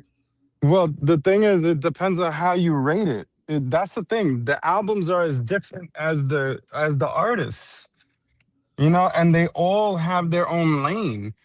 So I feel like this is just gonna fall into that all over again. It's he has his own lane, and as far as like hits, that's the politically correct answer. If you're saying hits, yeah, it's gonna be. I'm sure it's gonna be off the charts. Especially he's had a lot of motivation lately to get it right. You know. All right, I'm gonna make an executive decision here because we lost Kyle. We're at 3 hours, and I don't see you, and I know I'm on your call phone. Should we land the plane? Yeah, no, we absolutely should. We absolutely should. All right, man. Yeah. As you hear his blinker, thank you for partying with us. What a crazy end of a pod. Shout out to Martin Hopeful, who is no longer here. I don't know what happened. Just left unannounced. I hope all is well. I was really kind of hoping Alive would get mugged while he was in video so we can go viral. But now that he's not on screen, hopefully he stays safe. Yeah, you'll do the outro. I don't know it. You want me to do the outro while I'm driving? Thank you for podding with the podcast that pods the best. That's mine. So we love y'all. Thank y'all for rocking with us. And taking the time to focus on us. yeah, the Can't Focus podcast. It's your boy Kano Music. Martin Hopeful was here, then disappeared like Houdini. And Alive is the mysterious voice you hear with no face. Nice. What a best podcast. ending ever. Oh, the best. End stream. Right. Peace, y'all. Take care, Jerry.